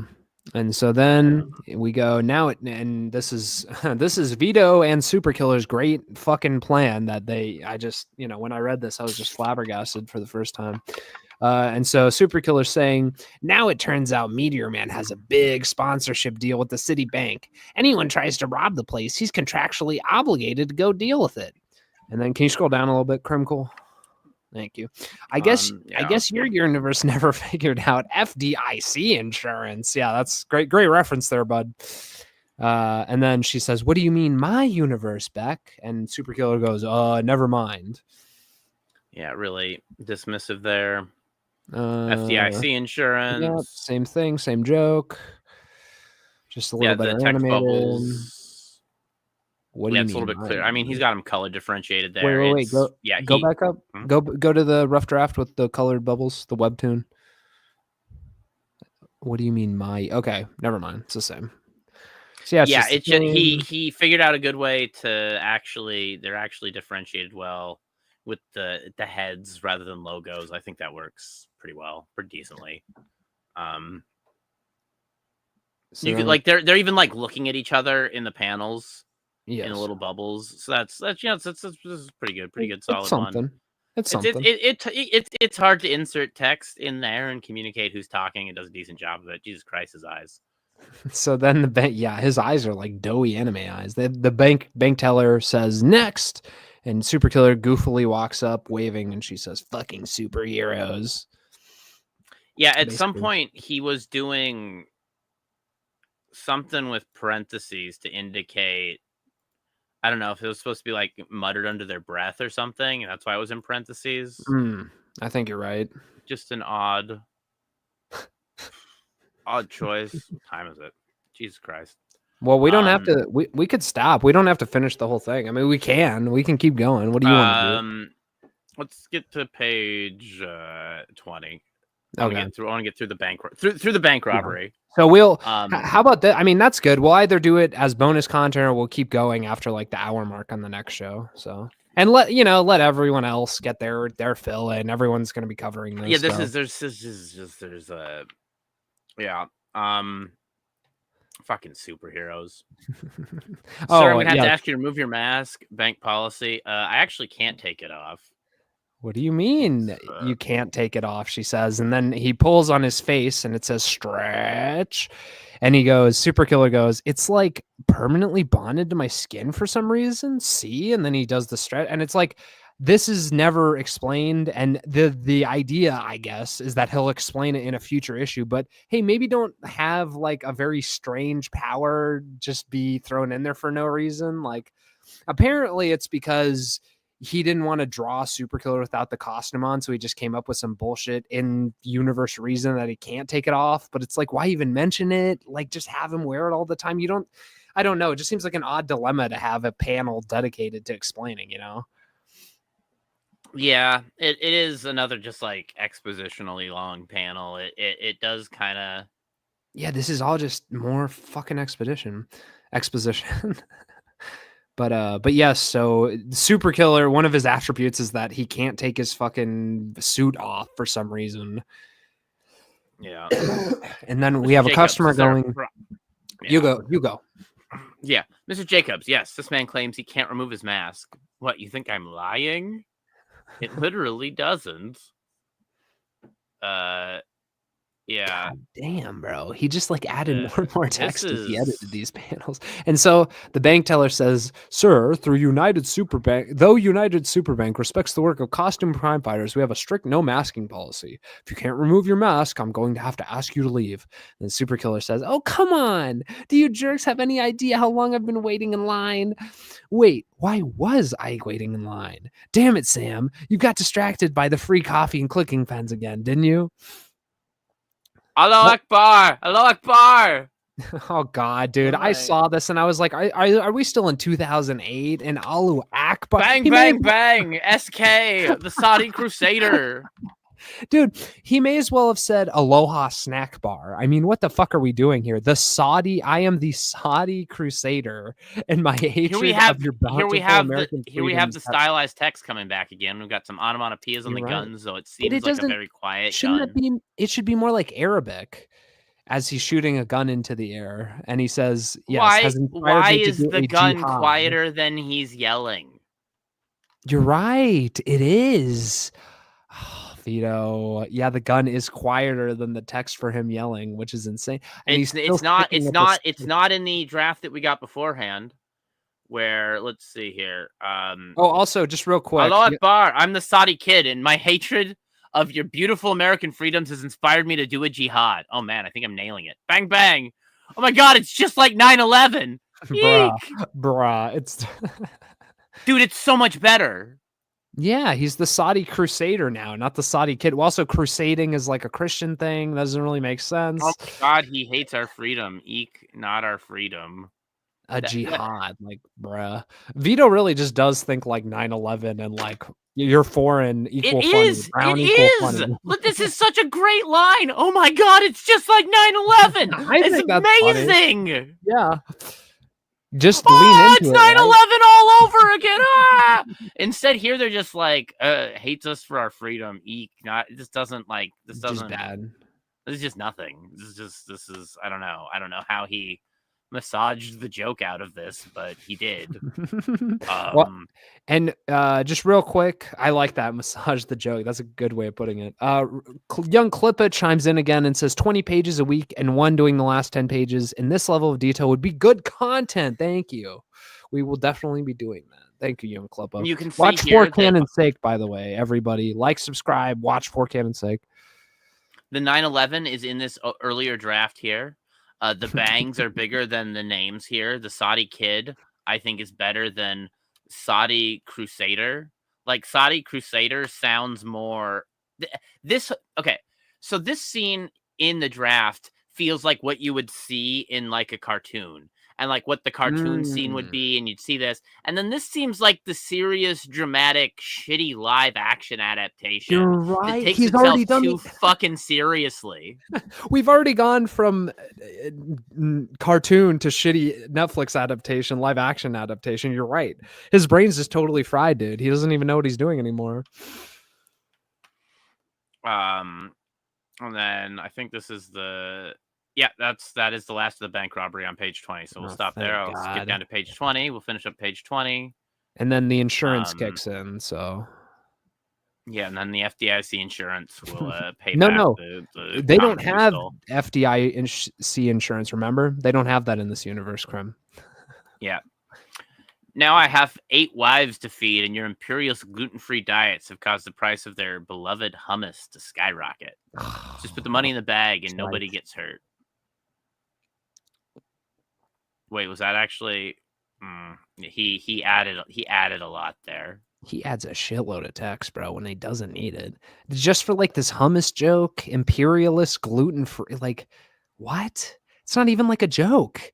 Well, the joke is that he doesn't have a bag. And then now the joke is that he's like adding this extra stuff with the hummus and talking a lot. It goes from being a more directly written joke to trying to come off a lot more like Spider-Man. Well, I feel like he's also trying to do that thing, especially here, because they start going into like the grammatic structure of a sentence. It's like overcommitment to the bit, like a Tim Robinson sketch, which we know Vito also loves. It feels like that. He's trying to do like a Tim Robinson sketch in the middle of his comic. Well, and that's why I think this gluten-free hummus shit like overpopulates the joke.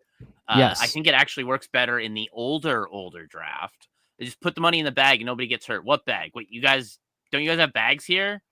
We have bags, but the way you phrased it would imply that you brought your own. She's right. The phrase "put the money in the bag" indicates that a specific bag has already been designated as the bag. Yeah, it's the definitive article of the sentence. Stupid. Guess they don't teach proper English at Hamas fantasy camp, Saudi kid? Krim, can I just say, I'm a geopolitics nerd. Hamas is not sponsored by Saudi Arabia, and I don't think that's a joke on Vito's part. I just don't think he knows that. They're sponsored by Iran. Now, maybe he knows that. Hamas fantasy camp does not work with Saudi Crusader, but does work with Saudi Kid, by the way. Yes. So the name change filtered down here several panels later doesn't work. Also, his friend is Persian, is SuperKiller's friend. And that's Iran. So, maybe it's a subtle reference to that, Krim. Maybe we're not giving Vito enough credit. I don't know.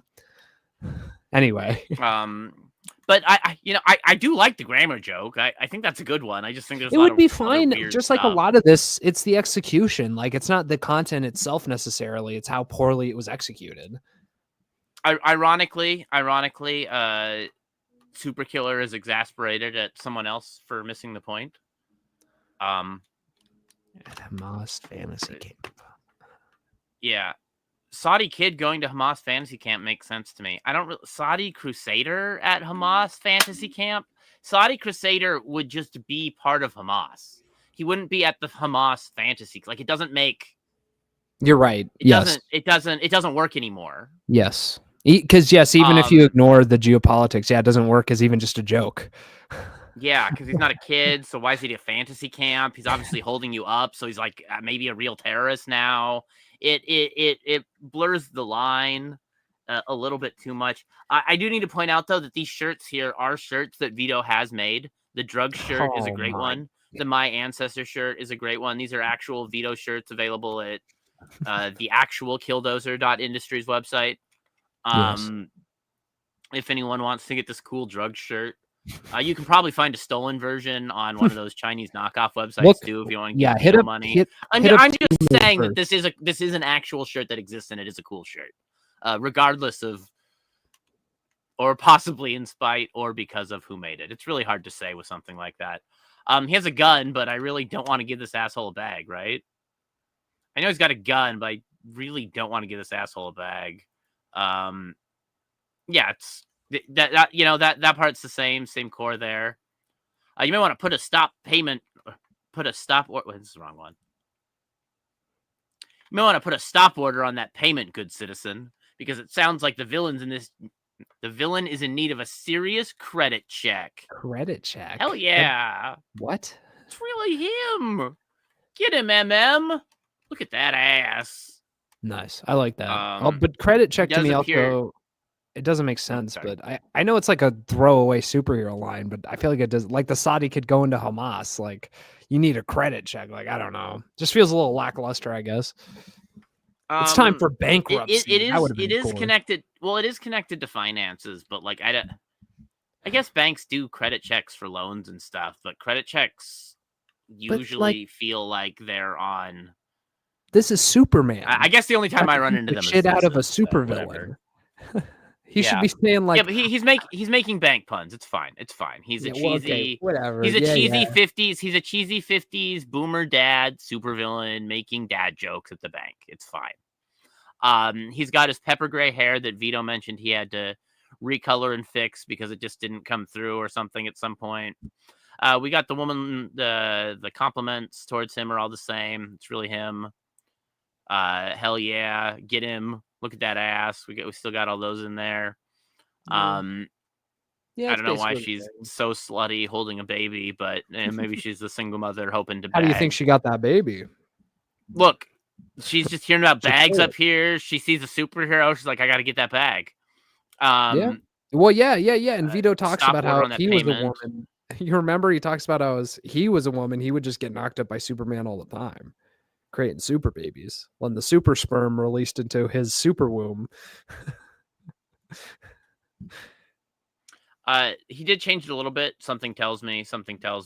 Sounds like this villain is in need.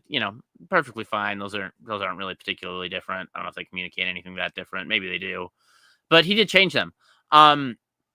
And then that is the last page that we will look at. Next time we look at this, we will guess where we'll be. Guess where we'll be, everybody. That's right. We'll be back at the diner. Yeah, we got to re-go over the diner part just to really soak it in. So, yeah, we'll be going over the diner 2 or 3 more times. Meanwhile, in Faustland, we've got some police here. We've got some action. Dude, the Maniac looks so good, dude. We've got some fucking Joshua Moon getting fucking run over. He's a fucking NAMBLA pedophile. Never fucking doubt the Maniac. He's running over cyclists just like God intended. You got Faustland. You got cool cars. You got dead super killers. You've got this great scene here that you actually can see the animated transition without the ruined your life watching cartoon third eye that I have. You've got the Maniac here, illegal boxing. I'm just gonna yell. Fucking bullshit. The Maniac was born too late to fuck up the villains that Daedric Faust killed, including SuperKiller. I've done so much. Spelunking, illegal boxing, hunting death row inmates on a private island. I ruined the last one. It was a networking thing. I suggested arming the illegal inmates, and the other hunters looked at me like I was crazy. I don't care. Nothing compares to the thrill of fighting freaks. I wish Faust didn't kill so fucking many. Oh well. It's like the world will ever run out of creeps. And so he drives by this door, and it transitions from the door with the car driver. He's in the car. It zooms out. You see the door. Transitions to the door. The door transitions to the looky-loo glass in the door, which transitions to an eye, which transitions to the teardrops here holding a man. You look tense. Tell me why. Are you going to kill me? Not knowing what's next is such a powerful dread. Quite a common cause of magnificent misery. He's covering his scalpel with salt. Please don't kill me. Why do they never grasp the MO? I'm the misery master. Corpses can't be miserable. Although sometimes the death of one can ruin dozens of lives. You don't matter that much. Phil, was it? It's Bill. When are you going to let me go? Do whatever you want. I won't go to the police. Regrettably, my teardrop. Yeah. Regrettably, my teardrops forgot the blindfold today. We must break from tradition. Pity you won't see what I have planned. On the bright side, I'm sure someone out there will mourn you. And then it transitions elsewhere. This is the Maniac. It's great. Johnny Rocket, go support him instead of Vito. Fuck yeah, Vito. Johnny Rocket, Corgan, Manny Muskets. This is gonna be what Vito wanted SuperKiller to be. So there's a special scene from Tony from Hack the Movies in this book right at the beginning. We got that here. Yeah. This is the perfect scene for Tony from Hack the Movies to recreate in live action. I agree. He's the perfect man to do it. No particular reason. But yeah, that's the Maniac's cool. Yes. And SuperKiller is better. He's dead. I don't know. It's just cool. You've got these like I don't know. This transition here. It feels more animated. Like this panel to this panel to this panel, this panel feels like maybe 6, 7, maybe 10 seconds of a shot altogether total. Flashing by from the zoom out to the car to this. Yes. And stepping in with each step. Like you can see the animation cuts, not even the animation cut, like the live action direction cuts between this sort of thing and like a gloomy city. Yeah, where I can see some of those transitions with Vito's stuff, and we can get to like the sideways face that seems more in place in a cartoon, but it doesn't. There's like a consistent setting here, and and look at how much has happened. I mean, we've gone from a car crash to introducing the villain. Like it's just nonstop action, and I skipped the first like 3 pages. Kind of just glossed over them there compared to SuperKiller, where at the start of the book, we're sitting in a diner for 30 pages. Yeah, to get these like 5 panels here where it's in the car, out of the car, door looking glass, eyeball transition. I love these panels here. Corgan did an amazing job with this. It's great. Absolutely. God damn it! Did I split SuperKiller into another? Did I close it again? And so did Ray is happy on the cover. Corgan does a great job on the. He did. Yes, he does. Let's get to Ray is Happy's cover, and then Manny Muskets, who was on the Clipaverse today, put this PDF together, and he put the PDF together at the right fucking it's like viewable, and I can like zoom in on these scenes here that I'm looking at. And they don't look like I got to get in real close, and even when I'm getting in real close, like it looks like they're obviously there's some like no anti-aliasing artifacting in here at this point. But I'm at like a 400% zoom here. Like I can see more details when I'm going into stuff. Like you can make out the lines still. It's not 3 inches. This is the wrong one. I already closed the other one. I love that one. Licking the gun. That's a great shot. But anyway. Yes. After that, we'll get to Vito's weird face next time. That's leave it on that. That's great. We'll be covering whatever the fuck this is the next time we look at it. I can't believe he drew himself in there like that. That's so crazy. But yes, we will be covering Vito's self-insert in the gun store and the rest of his phenomenal comic book, the Tales of SuperKiller. Next time. Any other final thoughts on this wonderful work of art? Vito still hates engagement here. Super chats. Vito's like, we have this clip from For Cannon's Sake that I'll play as we play us out. All right, I'll restart. Then I'll swap over to Riley. Yeah, and then I'll swap over to Riley's music video again, and then end the stream. We'll get out of here. But thank you everybody for showing up. We'll cover the rest of it next time, and keep on keeping on every Friday after The Biggest Problem. Like and subscribe. We love all you guys. Thank you for giving us your time. Because unlike Vito, we know how valuable it is. So thank you so much. Yeah, closing out with Clip and Rippa 3 or Clip and Rippa 2 after this, and hopefully Clip and Rippa 3 comes. Yeah, it is. It is coming soon. It's White Vito or White Eric July. Who could that be about? Sorry, I got confused because Vito is Italian, not white. So when you're saying like White Eric July, I'm like, wait a minute. The wires got crossed a little in my brain due to his extreme Italianness. Yes. Okay, let's go. Then just gets bogged down into like, dude, the super chat segment is terrible. terrible. It's like, hey, look, the fans are trying to be funny. And you're like, yeah, well, they're not very good at it. You guys are funny. No, you don't understand. They're being. You can send me super chats anytime you want. Yeah. Also, even if your super chat isn't funny, Annoying. I'll try my best to make it funny. Yeah, I'm the comedian, not you. That's the engagement here. You're not. Vito's like, yeah, the fans keep thinking it's funny to send in jokes. And it's like, well, could you deliver it in a specific way? Could you sell it or no sell it differently, depending on the message, in order to create a more comedic moment out of it? The part of the show where EVS communicates to me and the other viewers that he was willing to review my comic book, but I was too scared to do it. Not funny at all. Not.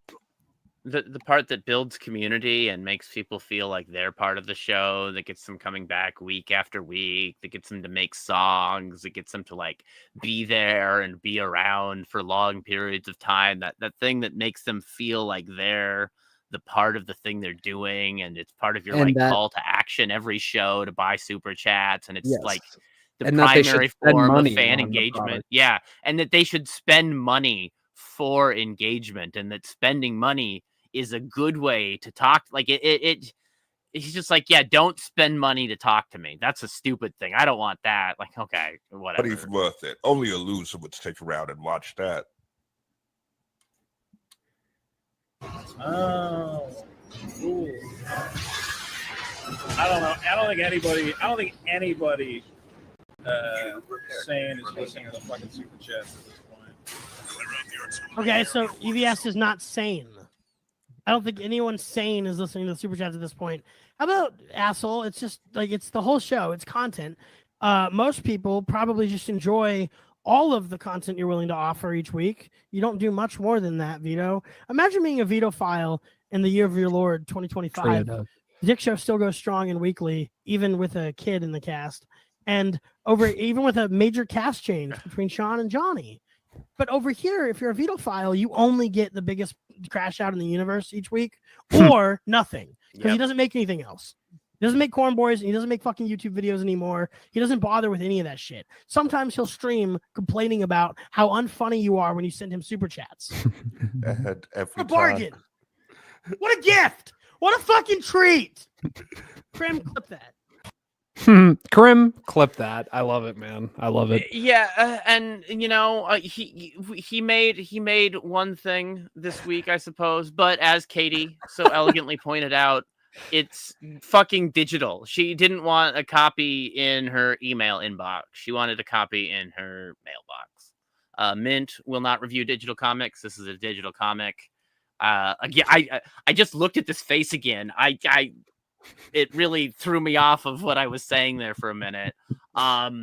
With how handsome it is. This has been the after problem. I don't know how badly Vito's going to crash out about the incoming reviews, but we're all going to find out together. So Congratulations. We'll have fun figuring it out together like we always do. I love you guys. Yeah, we're going to play us out with some clippin' rip for canon's sake. With Mint's ass censored out by bunnies, by me, so that EVS can play the music video on his channel. Dub. It's the copy I had handy. No ass. Hold up! No ass copy. Yeah. Yeah, where you see the animated rabbits. That's where I Clipper covered up Mint Salad's ass. What it is what it is. This is the women. This is the women-free version for Boys Month. I pissed on the porch. See it? Got a pistol in my pocket and a bitch up in my Ford. Oh yeah, I have seen that. I know the. It ain't hard to find your ward, but got a lot of hate to absorb when you're like me, kids, and I need it because I eat it. So please never stop feeding Venus. Jesus fly Christ, trap the light and make it disappear. I lack the mind that could contemplate a haunted place with more at stake than I have here. Show up with a knife and they won't like that. Maybe I'm lying. Maybe I didn't write that. Maybe I have multiple people in me and I've snapped. At the heart of this is show me an apology, Ripper. I ain't the hardest shipping shit. I can pick targets at Ripper. With the door for the printer with pictures of people you tripped up. I can the game and see the armors fall at the heart of the Ripper. I'm YGC, aka Mr. Citizen Clipper. If you don't say sorry, sir, It's young Clip. Come on. Sister, you don't say sorry, sir. I'm sorry. Yours is your sister. Yeah. Trixie. Eric July is just a black guy without much to say and mostly just lies. Like Isom, I know there's no way he writes. He barely can speak. His podcast is mostly silence. I could never leave so long a gap. I have more intriguing thoughts in bed when I'm having a nap. I could rap so much better, it's sad, cause I'm not even black. Trixie on the track, rockin' nappy head backwards. Nobody can understand Isom's powers. Hashtag Yaira, counting down the hours. Take off your shirt, this shaver's powered. Imagine getting bored down this hard by powder. I'm the twisted fire starter, coward. Rip on by lone, feel the bullets shower. 4 cannons sake, we gon' take this hour. Comments on comments, fat baseline power.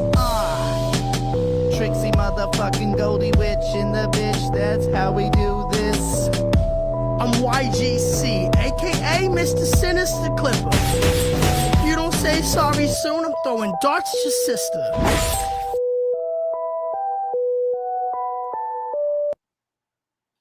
Yeah. Support us on Patreon at patreon.com/afterproblem. We'll see you next week or maybe sooner. Good night, everybody. Good night.